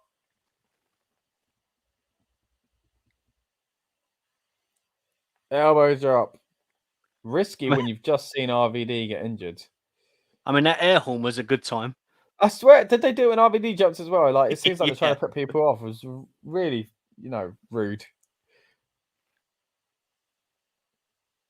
Again, it's kind of an awkward one where his foot kind of lands-ish, not as much as RVD's, but...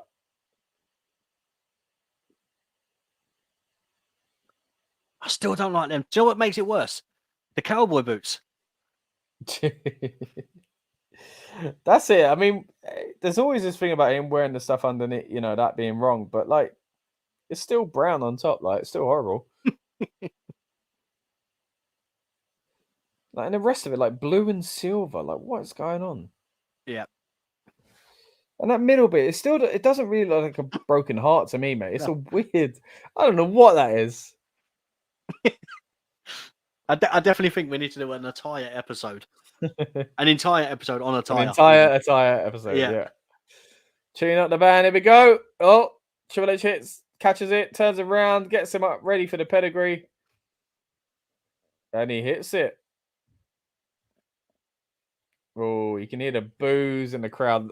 This would have felt like a moment where, oh my gosh, Triple H is coming out of it, like keeping the title. Hasn't covered him though. He's giving Sean time to move. Exactly that. I guess that was probably obviously by design, but it means nowadays I think they just have, especially if it's not Triple H. Let's be real. They'd kick out of a finisher.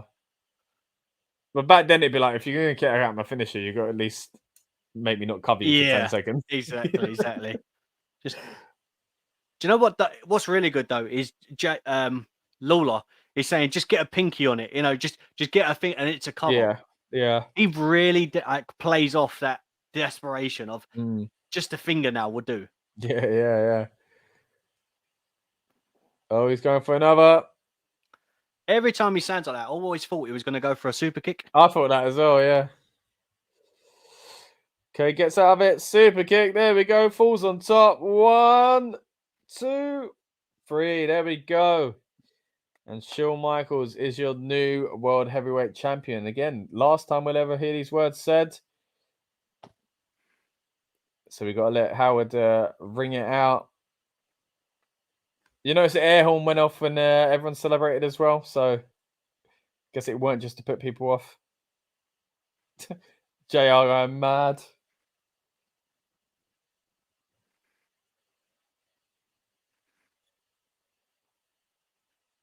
Confetti and stuff.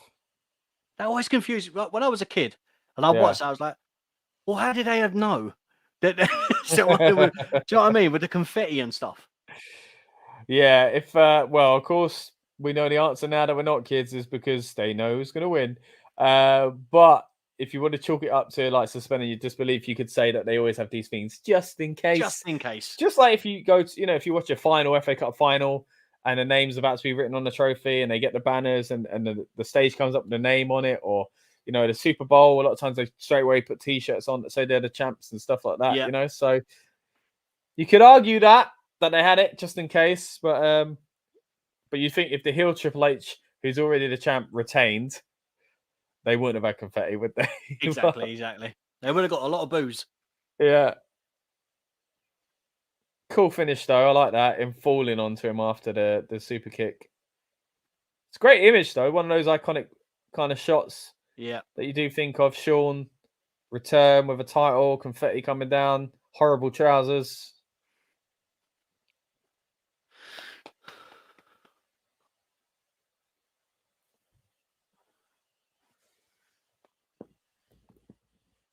I like JR calls it the world's heavyweight champion.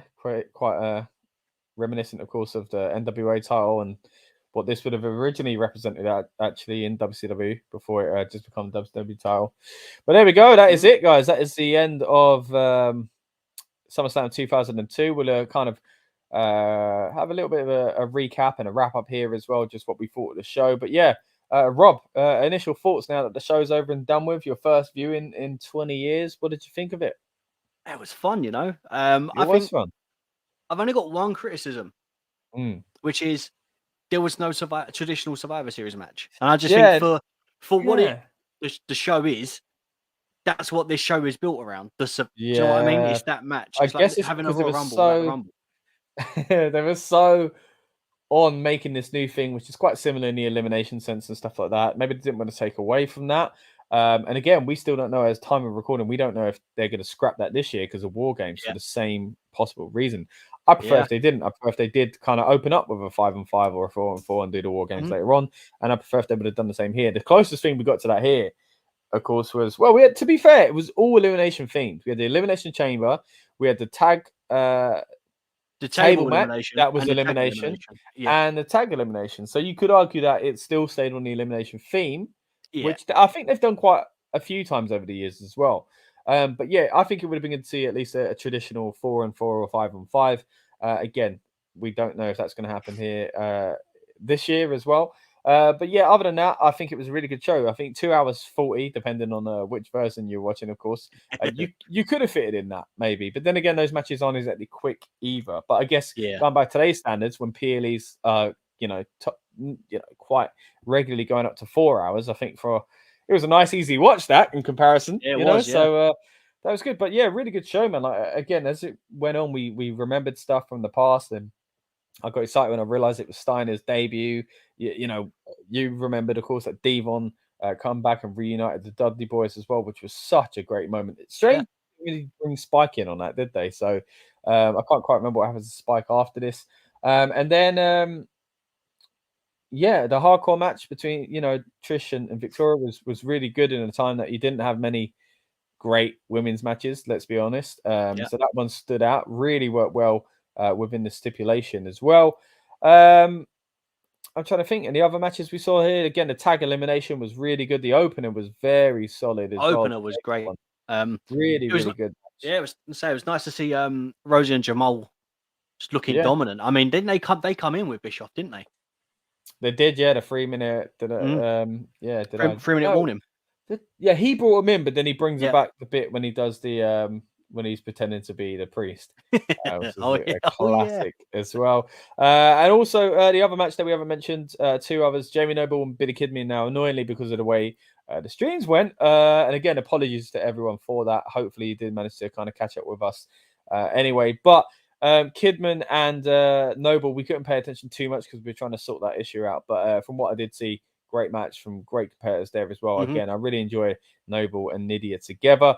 And the other one would be Brock Lesnar versus Big Show again, which had a big turn. So when you look back on this show, Rob, like it's got a lot of great moments. Some of them aren't remembered. Like I remember that the Dudleys got back together. I just couldn't remember how it happened. So and then it kind of makes sense because a lot of things happened on the show. It was quite stacked. So I remember that Heyman turn on Brock, and then when we realized it would be this show, it was cool. And this is the crowning of Los Guerreros as well. So a real kind of milestone really for WWE. I feel this event. It kind of shaped a lot of things going forward. Focusing on new teams, transitioning kind of people like Edge and stuff like that. A new kind of opportunity for Shawn Michaels, a brand new match type in the Elimination Chamber.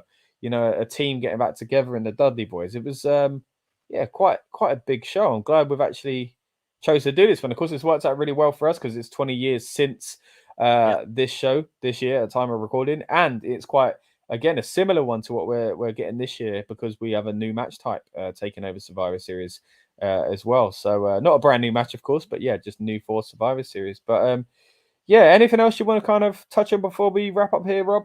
No, only that it's weird to think that the moments that we speak about just and as a casual wrestling fan, and we go, oh, do you remember when this heel turn happened, or when the Dudleys got back together, or Steiner's? I didn't realize that much happened in just the one pay-per-view. In one night, It's crazy, isn't it? It's crazy to think that they was able to do that much stuff, and every moment was iconic and had its right spot, and it wasn't outweighed by something else. Do you know? I mean, if we said about the heel turn now, Heyman doing the heel turn on Brock, which obviously we did it with Roman, which obviously was this year or last year. I can't remember what party of the year it was. And that's all we could talk about. Yeah, you know and it outshone everything else. You wouldn't see probably a tag team reuniting and a debut and exactly. do you know what I mean? And hardcore women's match and all this kind of stuff. But obviously that would have been the talking point, and everything else would have been under that. I mean, you could argue that because of that, we did forget that these things happened on that show. But if you would have said to me, when did Steiner return? I might not have been able to tell you it was Survivor Series 2002, but I would have probably said it was in 2002, 2003, and I would have said it was MSG because I remember it being at MSG. So as soon as I saw Christopher Nowinski, I was like, oh, wait, I know what's going on here. So it's things like that. And again, as soon as you saw that door open up, you were like, oh, this is Devon's kind of, get back into the reunion. So this is the reunion. So you could argue that they were kind of forgotten, but I don't think they've forgotten those moments. They've just forgotten that they happened on this show. But really good show. I really did enjoy it. Like we said earlier on as well, we'll be back for another watch along soon, but we've got some more on the channel if you want to watch them on demand. We got a watch along for SummerSlam 1992, which was great fun. We also covered SummerSlam 2002, so that's really good as well, of course, because it's from the same time period that we're talking about here. We had a really good time watching back ECW One Night Stand as well, the original, of course, from 2005. And then coming up soon, we will be doing a watch along for Survivor Series 2012. And like I said, Rob, this is the first time I've watched, I think, anything as a full show from this era since it happened. I think I've watched a lot of matches and moments and things like that, but I've never really gone back and watched the full show from this era. So it's going to be interesting really dating it, and I think it's going to make me feel really old. It's one thing to feel old by something that was 20 years ago, but when 10 years is going to start feeling like, oh wow, things were different then in the Federation, like people had come and gone, and this gimmick, I forgot about that, and whatever else we're going to see as well. Of course, it's not just watch-alongs we do on this channel. We do recap and reviews, build-up shows for the PLEs on the night of the event as well. Sometimes we do watch-alongs for current events, but again, it's kind of hard of us in the UK's time-wise, of course, with all the other work we've got going on with the other Rebellious Noise channels as well. So check those out if you are new here as well. But we also do interviews with WWE stars. We mentioned it earlier on. We've had a few recently that were they were really fun, basically, and I'm going to kind of point out some of them now that are kind of worth mentioning. I think we've got Damian Priest, Drew McIntyre, Bianca Belair. We had an interview also with Finn Balor, Liv Morgan, Butch, Imperium, Rhea Ripley, and the Street Profits, and a lot more as well on this channel from years gone by as well. So definitely give Mm. those a little watch as well, because there are some real fun interviews, if I do say so myself. Anyway, speaking of fun, mate, Rob, this has been really good. Once again, thank you for joining me. We'll be back here in a few days' time. If all things go to plan, it will be on Saturday, and we'll be announcing the time soon. So this is the place to subscribe if you want to get that notification. Ring-a-ling, ding, ding, ding, that bell. And also follow us at RN Pro Wrestling on Instagram and at RN Pro Wrestling on Twitter if you want to kind of get more up-to-date news about what we're doing here on the channel, but also keep up with the content that we post there as well, because we do a lot of live kind of posting throughout some of the PLEs as well. So yeah, anyway, thank you very much for joining us, whether it's been live or on demand. We really do appreciate it. And yeah, we'll see you on the next video. Cheers, guys. Thank you. Welcome to the Rebellious Noise Pro Wrestling channel. On this channel, we bring you some great content from inside and outside of the squared circle. We will go through and offer some in-depth analysis of the biggest events of the year, as well as bringing you exclusive interviews with some of the industry's biggest names. There will also be live show reviews, in-depth features, and podcasts. So make sure you give that subscribe button a slam so you don't miss any of the action.